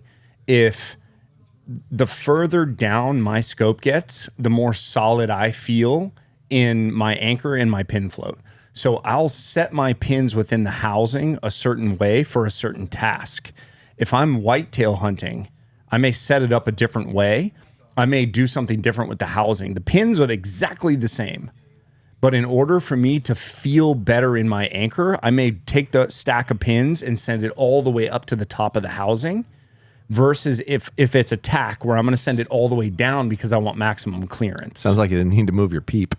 No, it doesn't, because as I get further into my peep, it's not, because as I drop it further down and I'm shooting out to 120, I'm getting, okay, we're getting into some technical stuff, but what all this to take away, like, the more you keep monkeying with stuff, the more you keep messing with stuff, the crazier shit you're gonna find, and the more you're gonna look back at when you started shooting archery and be like, I knew nothing. Oh, 100%. I already say that. My first sight wasn't even a slider. So, I was true, like, virgin. Yeah. There's some nice things about the simplicity. I don't know. I just think I'm still to this day fascinated by the engineering aspects of archery. And again, all the things that I wish I would have known to shortcut where I am now, and all the times that I would draw a bow and I would get this horrible pin float and not understand why my pin was doing what it was doing. And that if I would have just changed a couple of things with the bow, that my pin float would have gone from like this to like this. Right. And I wish that somebody would have shortcutted that for me. Yeah.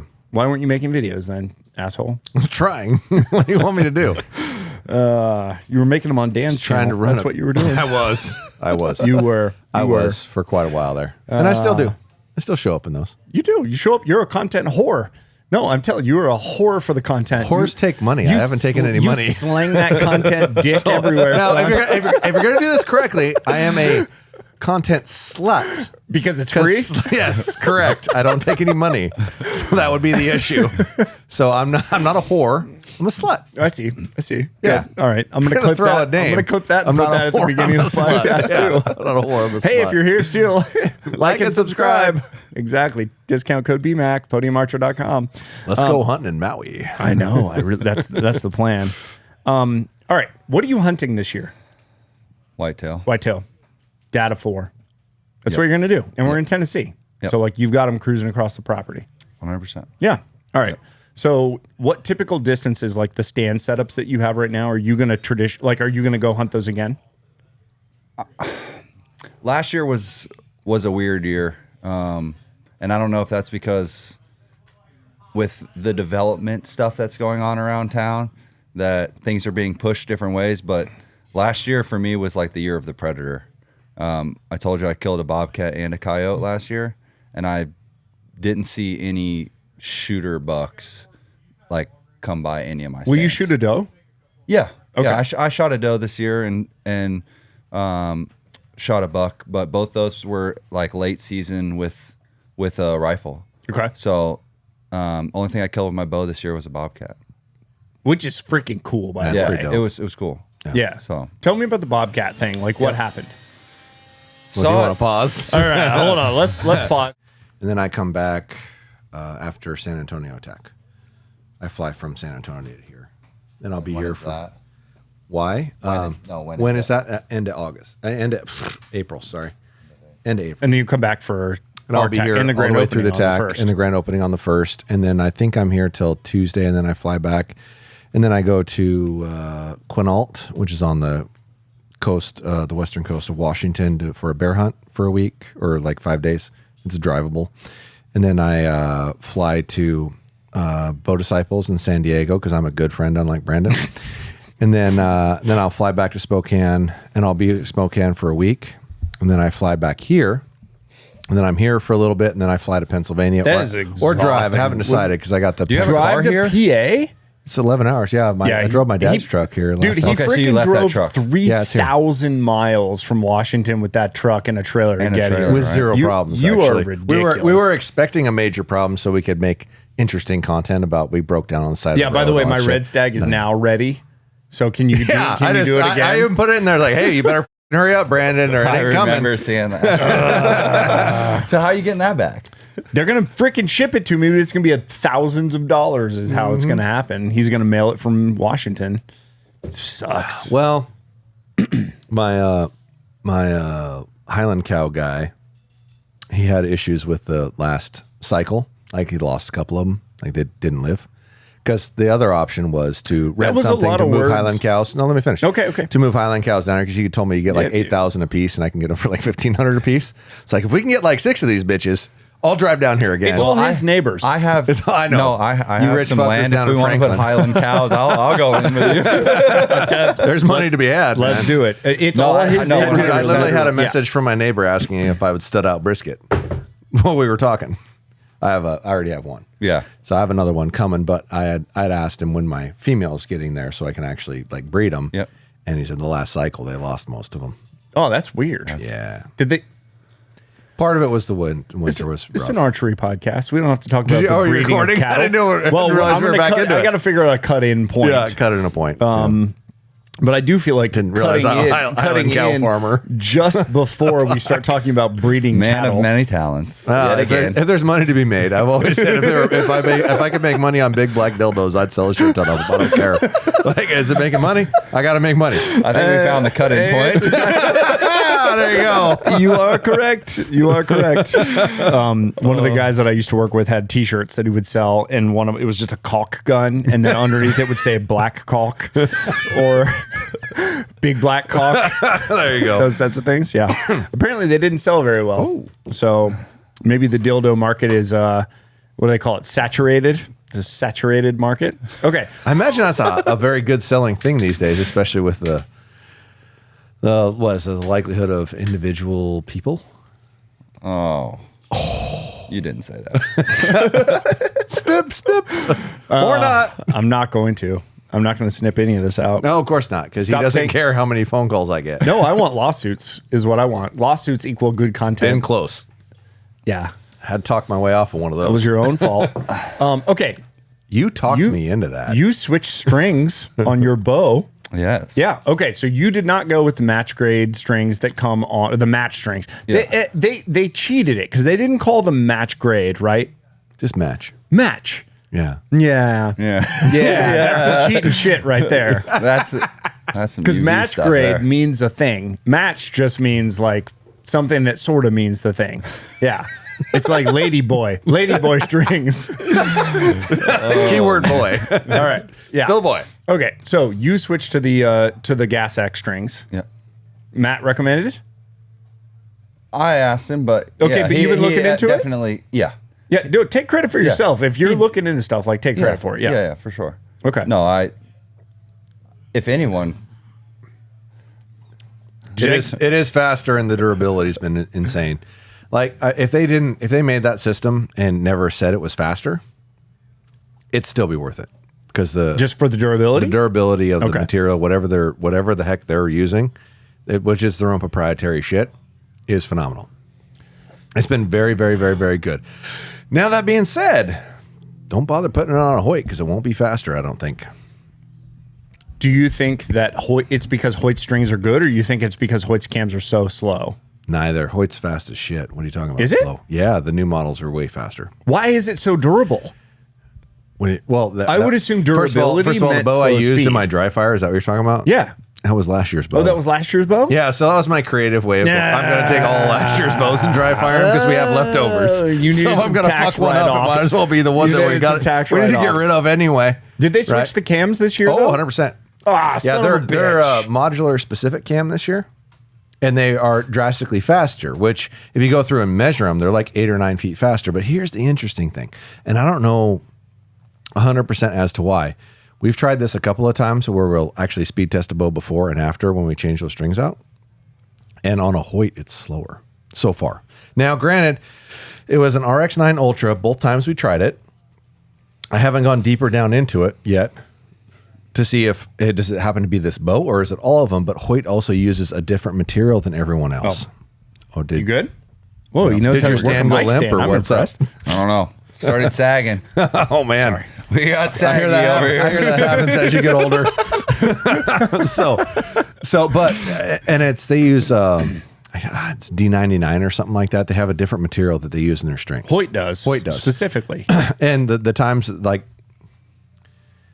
went through, and I was intending on changing every system out with System X this year and testing it as we go to see how much speed we actually get out of each one. And I've done one on Prime already. I did one on Mathews already, and I went to do one on Hoyt, and I lost speed. From their original strings to Yeah. System X? Did you Yeah. actually? Did you make sure that the bow was like in spec? I 100%. assume you did. Well, no, it doesn't. It really doesn't matter if it's in spec as long as you're measuring it against what you took off. So if I start with a 34.25-inch axle to axle bow, I don't care if the factory says it's supposed to be at 34. I'm going to make it back to what it said. Okay, I get that. I get Right? that. So when I but you copy didn't it to like a T. have a bunch of untwisted cables and crap like that. No. 68 pounds I've versus done 70. I've done it 3 times so far, and I'll take a bow at its measured spec. I'll measure it on film and say, here's what we got, here's what we started with, and we're going to put it back to this. Yep. Right? And when we ran into the Hoyt, it was drastically slower. Now, I actually texted the guys at the shop, said, have you ran into this? Which, granted, I could have walked down there and talked to them, but it was quicker.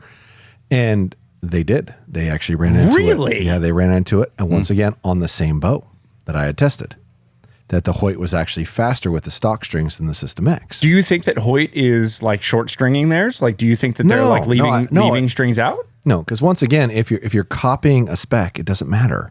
No. I'm Oh. taking strands No, I of the they're- strings out. They're using a different material than everybody else is. And theirs is better than Gas System X? Is speed alone the only variable we're talking about? I mean, I got to be honest. I would trade having to change strings out every 6 months. Like if I can get a year out of a Gas X, but I can get 6 months out of whatever Hoyt's is, and I've got to change it out in 6 months versus a year, like I would take speed. What about you? Yeah. you don't have to have an opinion either. I'm just curious. Like, I mean, how much speed are we talking? Originally, when I first did it, God, I shouldn't say this. When I first did it, it was 7 feet slower. holy shit. Hold on. I went through and remeasured everything like 5 times and readjusted, measured it, readjusted, measured it, readjusted, measured everything exact again and again and again, and ended up at like 3 by the time I was done. And I haven't published the video because I was like, well, I don't know if I can put this out. Like, that's going to look bad. That's bizarre. That is weird. But it's the only brand that uses a different material. Now, Okay, do you understand think that something? theirs is Understand more- something. is more durable? If you give up, why do you got to make my life difficult? No, I do not. So the reality of that scenario is, if you gain speed, in most instances, you give up durability. Makes sense. That Period. we're at that level of efficiency. Yes. It makes sense. Yes. You can make it go faster, but you have to be willing to make the material more stretchy, because that'll gain speed. If you make the material more stretchy, you lose durability, which is why the System X is so impressive, because it's gaining speed, but it's not giving up durability. We don't know if it's not giving up durability until long-term testing has occurred. Dude, there's been a half a dozen times we pulled them back in the drawboard and left them overnight and gone back and check everything the next morning, and there's no change. Yeah, but I'm curious about Gas X in like 2 or 3 years. Nothing lasts that long anyway. It depends how much you're shooting. There's always load against it, Brandon. How much load? Show me how much load. Do you want me? That's the gayest thing you've ever said on here. Oh my God. All right. No, you're right. You're right. Because even if you take your bow, which Even if you know you're what? not That's a firing your funny bow, thing. it's got people pressure get on it. confused about that because they assume they put their bow in a case and that you're not creating wear on the strings, but there is load on the string and cables the entire time. Oh yeah, like a standard limb that weighs 70 pounds actually weighs like 250 to 300 pounds because the cam is lowering. Right. That. So there's always that pressure against the strings and cables. Always. Period. Which is why if you really want it to last, which this is not a good idea, but unstring it. Paperclip all the strings together, then there's no load on them. Totally do it. Buy one of the last chance archery stands and then use your discount code and buy a draw board off of podiumarcher.com. Hey, discount by code the time you actually edit this, we should have them in stock and staying in stock at that point going forward. Good. Yeah. The number of questions or messages I get about that are absurd. Did you powder coat them yet? Yeah. Good. I literally said, I need them down here as fast as possible. I don't care if they're powder I love that coated. you just took bare metal. I did the same thing in Spokane. the I shop. was like, I don't give a I need them in here. Just send me ones that aren't powder coated. I don't care. It makes sense. Okay. I apologize. We are so shit at talking to a third party.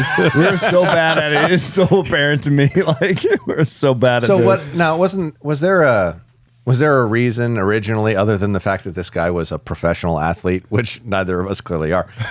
Was there a storyline or whatnot? Yeah, no, I wanted to talk about football. I was really interested. You did not. in football. Yeah, like you want to suck a dick. Come on. No, was there an actual plot line in here that I'm aware of? Well, I'm always interested in people that are, especially people that are professionals in other industries that have reached a pinnacle and an elite. Can they basically take that same perspective and can they put it across the board into other industries? So like, I'm curious about how his journey from beginning archer to where he is now, does his like go faster than mine? Exactly. Which, if that story was ever explained to me originally, I could have helped interject. But I'm like, he's a cool guy. Like it. Glad you're here. This is roll great. with him. This is great. But I was like, are we angling here at all? Because I can help with that But fact. we maybe should have just said this from the very start. I've never done a podcast with 3 people before. Oh. I don't know. No, the reason that we did it was because Matt was like, hey, this is a good dude. And again, Clearly. elite athlete. Clearly. Like who has a perspective on this stuff, who's gained a lot more perspective than I had in the amount of time he's been shooting. Okay. So like, that's interesting to me. 100%. Yeah. Like it took you longer than him.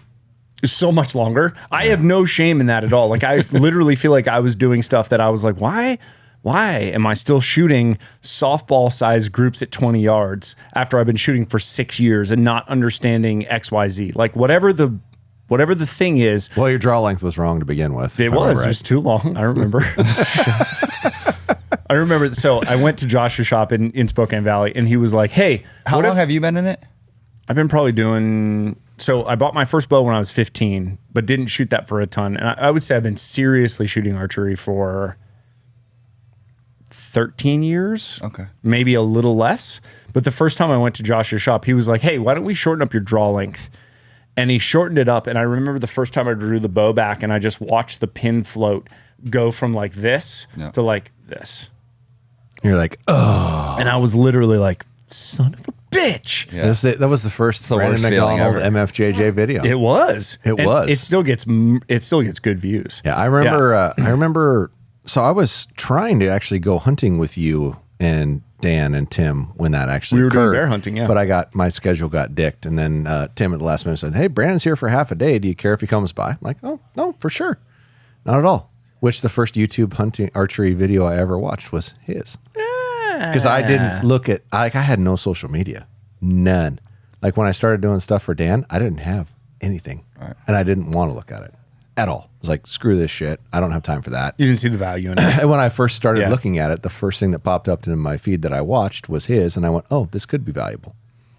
So, because he's a good storyteller. Yeah, and see, now here we are, ignoring the guest Again, consistently. Well, no, we're not really, because again, I'm interested in how people get better at archery quicker. And so, like an elite athlete who has taken their skills to a certain level, can they get there quicker? And like, he's already putting gear on his bow that I wouldn't have put anything like that on my bow. Like, I just wouldn't have looked into it the same way, like the research and all that kind of stuff. Mm-hmm. So I'm curious about that. Like, when you're researching what to do to your bow or what to not do to it, just physical setup, like what are you doing? How are you researching? How are you looking into it?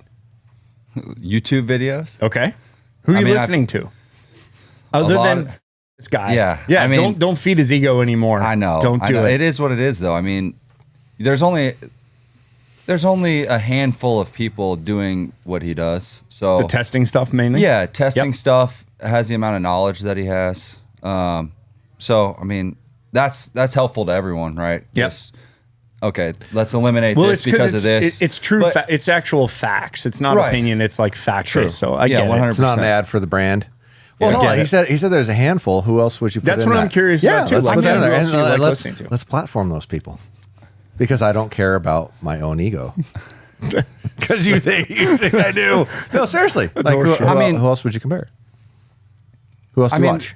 The same people that you're on with. I mean, Dan, Tim has good stuff. Obviously, Brandon has stuff where he plays around and makes himself bleed. He's like, thanks for mentioning me.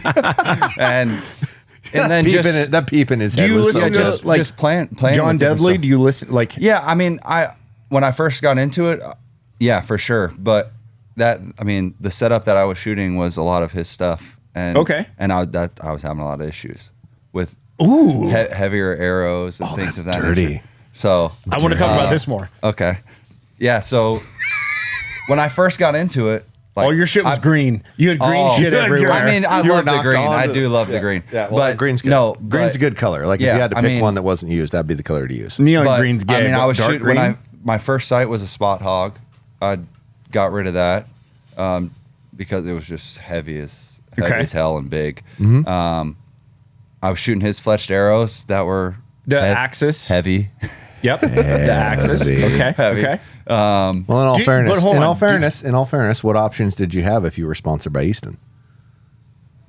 Then, yeah, fair. Like, and that so was before. That was before I started fletching my own arrows and had a draw board. Like I was doing everything. Now because you've got all your own tools. Yeah, now I the pretty big much do everything. Tools. Yeah, yep. I mean, the only time I go to a shop is to get a new bow, and then, obviously they set it up, but then I've had plenty of issues with things being where they're supposed to be. Let's talk about that. And then let's talk about that. No, because he's been going with Archery Den, which is all your staff. Because two of my staff are from Archery Den. Not I will say not all of them. Really? Matt fixed my bow. Yeah, I mean, like I mentioned earlier, I had a tear. They shifted the cams all the way one way to get the tear the other way so they could move the rest. And then come to find out my rest is like way out of square. What it should be. How do they not measure that being first? 13, That's 16. so basic, bitch. Like, that's hilarious. Just because, I mean, I think you go to a lot of shops, and I've been to 3 or 4 different archer shops. Not a lot, but I've run into it where they are just, what's the easiest, quickest way to get you in and out the door, right? And not, let's take the time to take the cam off, put the different shims in that need to be put in. I just bought the shims myself and said, screw it, I'll do it myself. And now you don't have to because the new bow, And that, yeah, it's got the drive Now I don't system have that you to. can move it if you need to. And you're going to need to move your peep up because they sided you in too low. That's fine. I already Go ahead. moved the peep up. I already did it. We moved it up. We moved it up when moved you it weren't up. looking. That's speculation. We Accurate. moved Did you touch up. it? I did. Okay. Physically. All right. I Yeah, believe you. absolutely. I believe 100%. Go back and look at the footage. You probably got it. You probably got it in footage. You're probably right. Yeah. I was probably talking back behind the thing. Yeah, you are very accurate. No, sir. you're right. You're right. Yeah. All right. So, again, going back to my curiosity of how you get to a better level quicker. When you're watching stuff, are you watching stuff on gear and what gear will make you better? Or are you watching like archery technique stuff? You watching any of that kind of stuff? No, not a whole lot of technique stuff. Probably should do more of that. That's what I'm curious about. Like George, watching George. Yeah. George's videos are incredible. George Riles, who is associated with Archery Review, but he's an unbelievable coach. Nobody in the hunting world watches how to get better at shooting. Yeah. Everybody, we talk about gear, we do that whole thing. Nobody actually talks about how to actually get better at the physical act of shooting. Dudley does in his. Now, you clearly aren't looking back far enough in my videos. You have to keep doing it though, because nobody will. does. Nobody In does. his spare time. No, the content's full-time game. This is a whore. is. Oh, I this know. is a content It whore. is. That's what I'm It's saying full-time game. Content son. whore. He's on the corner all the time. We said slut, not whore. Get it correct. He's on the corner all the time. No, I do think The whore takes money. If you want to call somebody a content whore, you can say some of the other previous people you've talked about. Content slut. That's fine. I'll accept that term. I feel like you need to keep going. I also feel like you need to make more videos. In fact, the next shirt I need to make says content slut. Whores get paid. Tell me that wouldn't be awesome. Or archery all slut. the poor dads Archery that slut. walk in Whores here get that paid. like their daughters go hang out at the coloring book table over there. Like, don't look at that guy's shirt. Tell me that wouldn't be epic. It's a good shirt. That's a good That'd shirt. be a good shirt. That'd be a good Contact shirt. slut whores get paid. Yeah, yeah. I don't think I'd wear it. I'll wear that. I'll put that on. I'm doing it. It's done. I just got to figure out what the picture attached to the phrase looks like when I I'm brought, absolutely I making brought that. my other camera because we need to do some thumbnail pictures. So we're going to take some thumbnail pictures. Yay. Okay.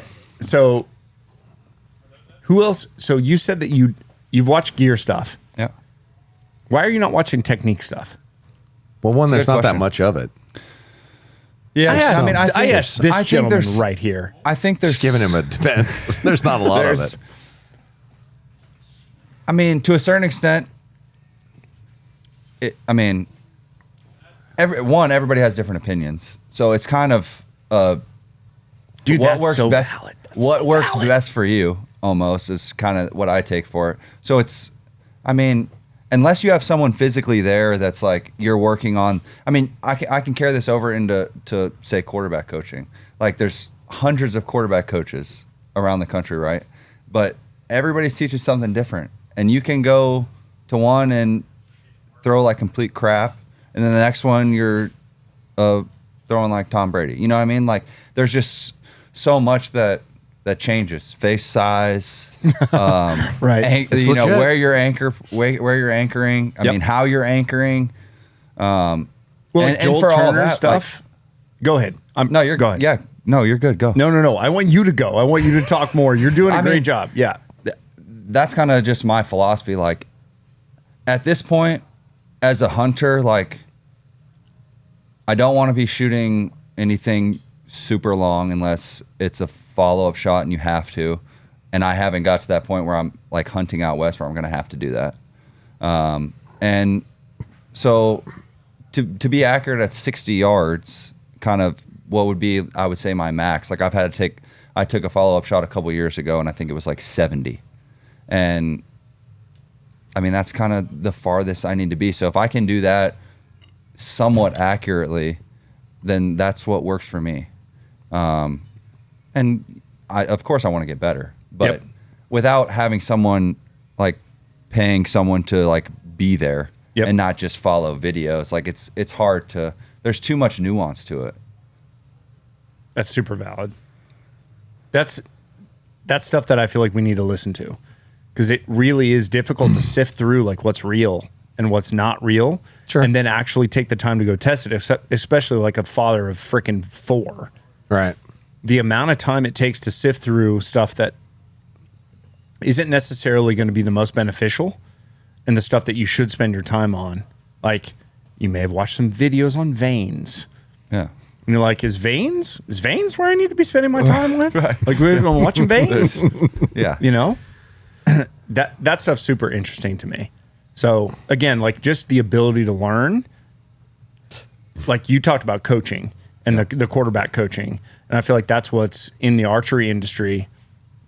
So much of this is physics based and should be math based, therefore, that I feel like there's some definitive things that could be said that would create a lot of clarity for people, that would kind of create some shortcuts. Here's what a heavy arrow does. Sure. Here's what the compromise is. Here's what a light arrow does. Here's what the compromise is. Here's what a fixed blade broadhead does. Here's what the compromise is. Here's what a mechanical does. Here's what the compromise is. Here's what a massive amount of veins does. 4-fletched, huge. Here's what 3-fletched, small does. It's all physics. It's all math. Mostly. No, it's I math. think there's, That's I what think all there's that a is. lot of. I think there's quite a bit of that type. I mean, you can go to MFJJ's podcast or channel to see a lot of that stuff. But if we're talking about like that's only going to get you so far. You know what I Okay. mean? Like, I mean, correlate to that to like God-given ability. Like, some people are just freak athletes, right? Mm-hmm. And they can do things that other people can't.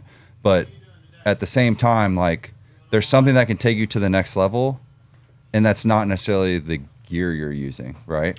For sure. It's like I said, where you're anchoring, how you're anchoring. I mean, if you go into like stuff that Joel teaches, it's how you're talking to yourself. Like, there's a psychology part of it. You know what I mean? So you've looked into the shot IQ stuff No, a bit? I haven't done anything with it. I just obviously know of it. But because- you knew enough to like mention Joel. Well, yeah. I mean, I think that's whether it's military or high level athletes, we're all professionals, right? It's just, I mean, there's so much carryover. It's just putting it in the avenue that you're in, right? Or that you're trying to get better at, or whatever it may be, right? I think there's just a lot of like life lessons in that.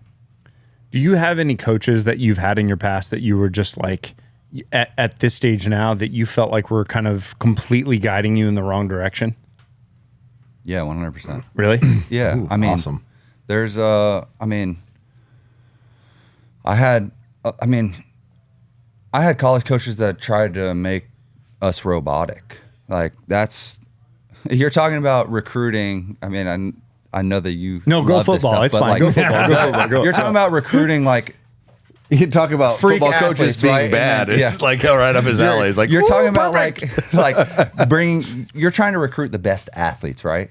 But then you bring them in and let's make you robotic. How does that work? It doesn't. That's not why you recruited them. That's not why you brought them in. I mean, it's the same in everything. Like, more you micromanage, the harder it's going to be for people to get things done.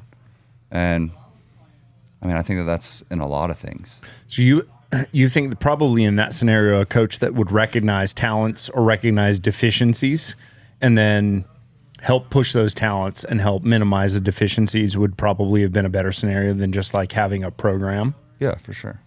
That's what I wonder about with archery, is like, how do you do that? I just feel like we need to get him home. Here's the reality, though. That's going to stop in a minute because they got to cut 12. That's number 3. That means he's going too fast. He's going too fast. Do you only sell 12 packs here? No, we sell as many as you want, but in general, it's going to be a 12.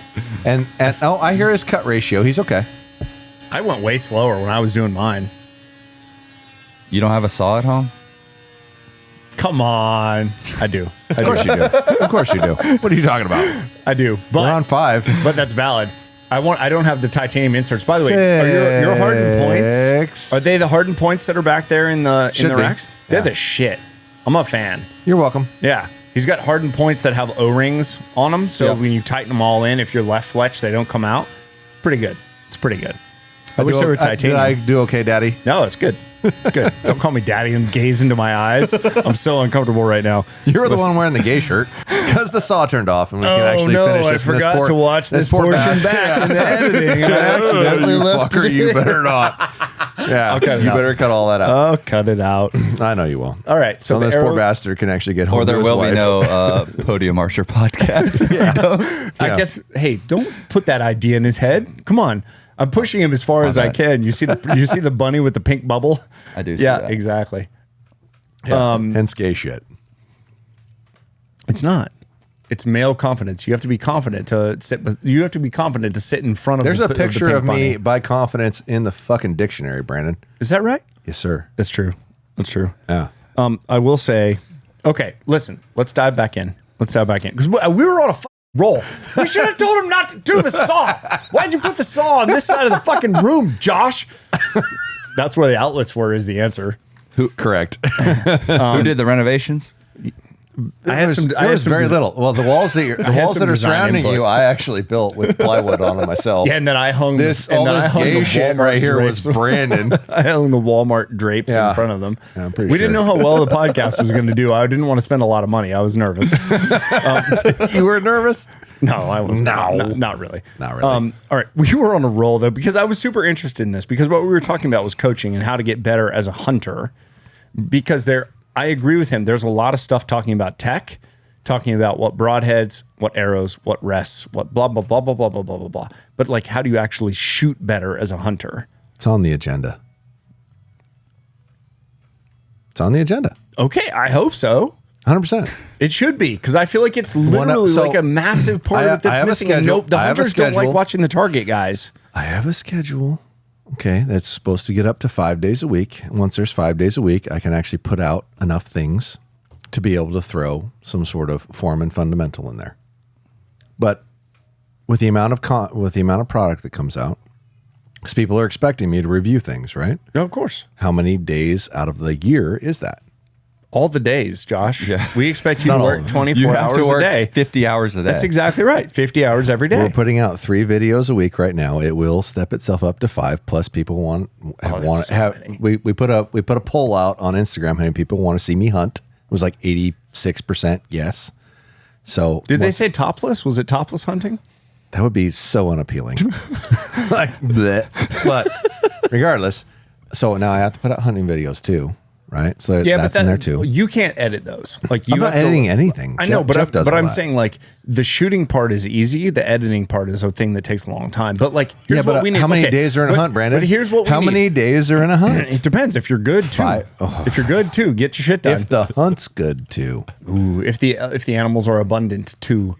Listen, fair. We as hunters, and I feel this. We as hunters need videos on how to shoot. I didn't know how like. Okay, when you're at 20 yards, how good should your groups be? How good should they be? I didn't know. Like, at least half your arrow should be in the 10. What's a 10? Quarter. Explain that to me. Okay, so at 20 yards, half of your arrows at 20 yards should be in a quarter? If your bow's assembled correctly, if it's fit correctly, all those things. When I said the fuck word. Did you? Yeah. So when I was... I didn't even notice. When I was starting out for 6 years, for the first 6 years, I'm literally remembering back. If I was shooting a tennis ball at 20, I felt good. Because I was like, okay, that's as good as you can do with a bow. Well, I can't help the quality of what you had to pick from. I wouldn't say that that's as good as you can do, but for a quarter. Personally, for a hunter, for someone with we're talking about high-end bows, but for a hunter, professional athlete, that's pretty good, I think. So I'm with you on this. No, it should be tighter than that. Okay. Should be. For yeah. Bodie. Well, yeah, exactly. Dude, Bodie doesn't miss the same fucking dot. That is pretty bonkers. The guy shoots like but you know what? Though, inside out X's with a 27. If I was, nobody knows what that means in the hunting community. Nobody knows what inside out with Okay, a 27 do you want me means. to break it That's down the for you? problem. No, No, you're busy talking. I can't. Of course I can't. No. What I'm A saying fat is shaft a fat goes shaft, inside a of fat shaft, a penny. Exactly. What I'm saying is, You should be able to hit that if I would have at least understood, half of the time. That's exactly right. If I would have understood that if I'm doing right, Not when I'm humming,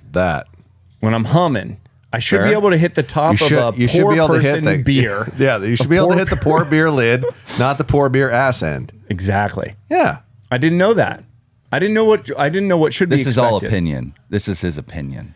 I don't know, man. I don't know if it's opinion It is because here's opinion. what happens. It is no, opinion. I don't know that it is because here's the thing. When a deer gets in front of you and you get the shakes, how much do the shakes exacerbate impact downrange? And then if it's twice as bad or 3 times as bad and the deer's at 30, like what are you shooting at 30? If you're shooting the ass end of a can under the best circumstances at 20 and all of a sudden you're getting the shakes. Well, then and you all have of a sudden different deer problem. The moves problem out. isn't you can't shoot. The problem is you need to figure out how to control the shakes. Okay. But that's an interesting thing that you just said because when I have buck walk in, I get the fucking shakes, man. I get the shakes. So it's a different thing than You probably should have been focused on the athlete part of things. I was a musician. Yeah, that's why you shake. I was focused on the music. In all fairness, with your gay shit, I also was a musician, but I understand how to kill shit and how to clear the mechanism. How to clear the mechanism. So the mental game plus the physical game plus the tech game. Yes. And I feel like there is Joel Turner working on the mental game. Yeah. And then I feel like the physical game of actually teaching hunters how to shoot is a thing that could be focused on more. And I feel like Dudley with the School of Knock is really good, but I think that there should be more people that are talking about it because I think there's a lot of people talking about tech. It will be. And I think that there's some people talking about mental game, but I feel like Josh is like, or Joel Turner is like the only person out there. And I feel like there's more methods. Can there? Well, yeah, there are more methods, but the reality of it is, and I've gone back and forth with a couple different people who are trying to get me to do certain things. And I'm like, no, I'm not going to do that because nobody covers it better than Joel. Joel says it the way your fucking brain needs to get it.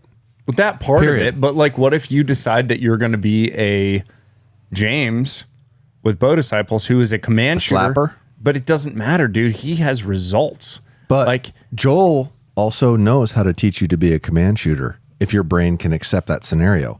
But not everybody's brain can accept that scenario, and that's the difference. But his method still follows through the same thing, whether you're going to make it go off, or whether you're going to relax your way for it going off, whatever you're going to do. His method works, and nobody explains it better than him, which is why I don't. No, I agree. And I will literally say, if you're going to spend $300 or $200 or whatever it is on equipment, $200, don't buy my equipment. Buy his course. Buy his course. Did you do the shooter IQ, the shot IQ thing? You spent way more than $200 here. Well, Just it would buy be his interesting. course. So, like watching your shot, even when you were just shooting through paper, you have a good, solid follow through. I don't know if that's how you shoot all the time, or if you're just like, this is how I'm supposed to shoot. I mean, I try to take into account, like, I'm not trying to punch the trigger. I'm sure if he was standing right here, he'd be like, yeah, you slapped the shit out of the trigger.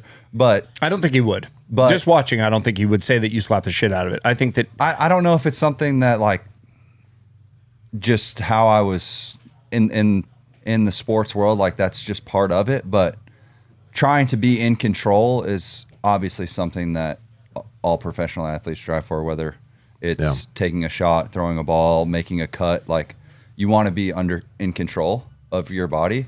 Okay. So I have a legit question. When you were, like, let's say in a game scenario as a quarterback, you would take a hike and you would roll. Shut the fuck up. Time warp. We're back in the 70s. You take a hike. You would snap the ball. Are we talking about up the mountain, or what are we talking about here, Brandon? I don't even know what's happening right now because I feel like I said the right word. Snaps the ball. Okay, you would take a snap. Snap mentally. This is what I'm wondering about the parallels. The ball would go through the big guy's legs near his taint and butthole into your hands. Your hands in his butthole. You would take the ball and then you would move into a position. In your mind, are you literally going? Are you conscious and are you saying no? This is about feel. This is about feel because I've got 3 guys that are going down the field and I'm waiting for feel to see which guy feels open. No. Or are you literally consciously going, no, the route is this guy on the whatever, the tight end on the left is fucking, Jesus football. I mean, This is so fun watching him struggle through this shit. Once I take, I mean, the whole, it's the lead up that gets you to the point of the snap, right? Like, one, it's preparation, right? So all the, but the mechanisms, but that's what I'm wondering because in archery, the preparation, Joel Turner is saying the preparation is always present because you're always staying basically front of mind until the arrow is gone from the bow. But that's what I'm wondering is when you take a hike, take a snap, again, the taint Did thing. you say take a hike When you- again when after you- we like when you- fucking when I insulted don't you? care. When It's you take a snap. When you get the ball in your hands, You snap is the it ball. instinct or are you thinking? Are you conscious in your front of? Are you in your front of mind conscious thinking? Here's the play that I have to execute because I know that this guy is going to this point. Well, I really Yeah, hope to hell he's like working his way through. Yeah, it's- option 1, option 2, option 3, Yeah. option 4, option 5. But is it? But is he literally going? Okay, check option 1 because option 1 is where I'm supposed to go. Nope, Yep. he's no good. Yeah. Option 2. Yeah. yeah. Okay, it's a lot of the time. There are times where it's like, okay, I'm going to this side versus covered. I'm going to that side, but it's that would be more a pre-snap thing. But if after I get the ball, Yep. then yeah, I'm going. Okay, that's my first guy, and most of the time it's timed up. So that guy's going to be at say 5 yards. My next guy is going to be at whatever 12 or however Yep. it works out. But Yep.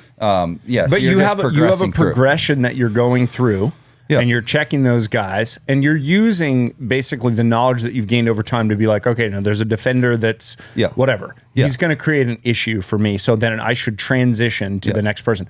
But you're mentally making that decision in Yes. that moment. Yes. That's what I'm wondering about, though, Because- translating it to archery. That from the little bit that I do know about Joel's stuff, it's the same thing. Like once you draw the bow back, find anchor, aim. Here it's all the same. Like same thing for me.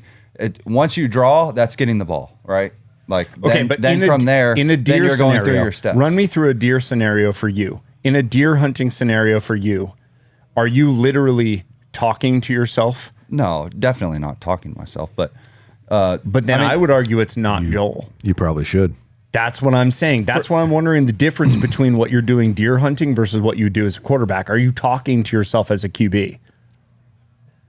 like out loud, are you saying, No, or just in your head? In your head. But like, I think there is a sense of that, but it's It probably Yeah, there's it probably a depends sense- on if it's closed loop or open loop.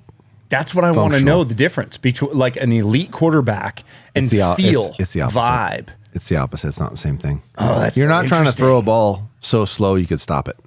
right. Yeah. You're not. It's a different thing. But, no different. but no, hold on. you know the- hold on. Like Joel went and coached the Philadelphia Phillies. Like he did a whole thing with them. What sport's what's that? Baseball. Baseball. Okay. Which closed loop and open loop are different things. Like your subconscious versus your conscious controlling the motion of what you're doing. Archery is different.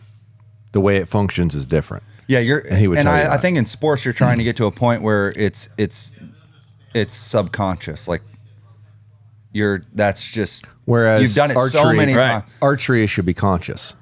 You should be mentally engaged in the process in which you're doing because it's slower. You're controlling an explosion. That's what archery is.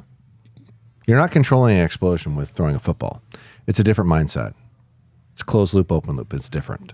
You are, but you're trying to make it happen. You're trying to make an explosion Your happen. subconscious is reacting to a Yeah, situation, for sure. right? Yeah. You're allowing your subconscious mind to control what you're trying to do with football. Yeah. Your conscious mind should be controlling archery. But that's why I'm curious within the different sports. Like, does it have to do with the amount of inputs? Because again, if you've got somebody coming around to the left that's putting pressure on you, Yes. you're not mentally going, I have a guy on the left who's pushing Right. me in. That's all feel. No, it's feel. Right. That's why I don't know. I'm It's just completely curious. different. Like, It's completely different. Like there's so many things you can do with your conscious mind and so many things you can do with your subconscious mind, which is why I don't try to get into it. I'm like, no, he's really good at that. Listen to him. but Don't for listen to you me. as a shooter, especially with you having reached the level that you did as an elite athlete in a sport that evidently the mental game is different. It would be really interesting for you to go do Joel's class, and then like come back and tell me what you thought. Well, you could do it here because we're going to have him here. No, you're not. Are you really? Yeah. I'm so excited about that. Oh yeah. When? Okay. Well, we'll do an elk immersion here for sure. Really? Well, we got to secure the back property, so I'll put that on you. Okay. Great. And then Easy. Joel and Bodie and myself will probably do archery specific ones that are not hunting related Okay. as well. But that's what I feel like hunters and guys that are shooting a bow at animals, I feel like that's a big gap that should be filled. And I feel like Joel does a great job with If somebody that needs to certain fill that aspect gap, of it. I guess I could fill that gap. Come for fill you, that baby. gap, baby. Come fill that gap. No, I need you to keep making titanium products. That's what I need. You love that phrase. I want that. I need dick cutout scopes. I need dick You cutout. just said I need dick. Oh and then my stopped. God. Dick cutout scope.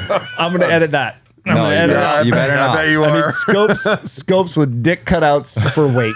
I need the weight gone. This is what happens when you've drank this many. Okay, listen, we're gonna wrap it up because we If gotta you go made home it for this far, traffic. like and subscribe. Hey, thanks. Discount code BMAC. Discount code BMAC. BMAC on podiumarcher.com. Hey, do you want to pitch anything? Like you got an Instagram. Yeah. Do you care about that? Yeah. I mean, I Where can people find you? just search Quinten Dormady or Q Dormady. Q And I'll- Dormady? Yep. Spell your last name. Dormady. Yeah. Just like the Ebonics. Dormady. Yep. Easy enough. Ebonics. Just like the Ebonics. Dormady. Was that racist, Brandon? No. Are you sure? Maybe. What is the definition of Ebonics? Okay, probably Ebonics was the a wrong little word. racist. Listen, Don't worry, only 10% of people are listening at this point. we're so deep. It's less than that. It's going to be 3%. No, it'll be higher than that. I think you'd be surprised. No. I think you'd be surprised. No, this has been a crazy ass podcast. It's been a ball. We've had a blast, but we have deviated from focus way more than we normally do, and you and I are really bad about that. And we've ignored In the all guest. fairness, did we have anything that we were going toward? I had no, we knew about. No, I didn't say had a shit. one-page outline. Other than we're gonna go through your bow at some point. Tell us anything. Valid. Shit. No, We were just taking a hike. We were. Wait, is that the Be thing? safe. We were just taking. Okay. So it's not taking a hike. What do you do? Take a snap, Take a snap. What's the hike? The guy yells hike, right? Snap. dude. It's a snap. That's the 70s. God, you're gay. Gosh.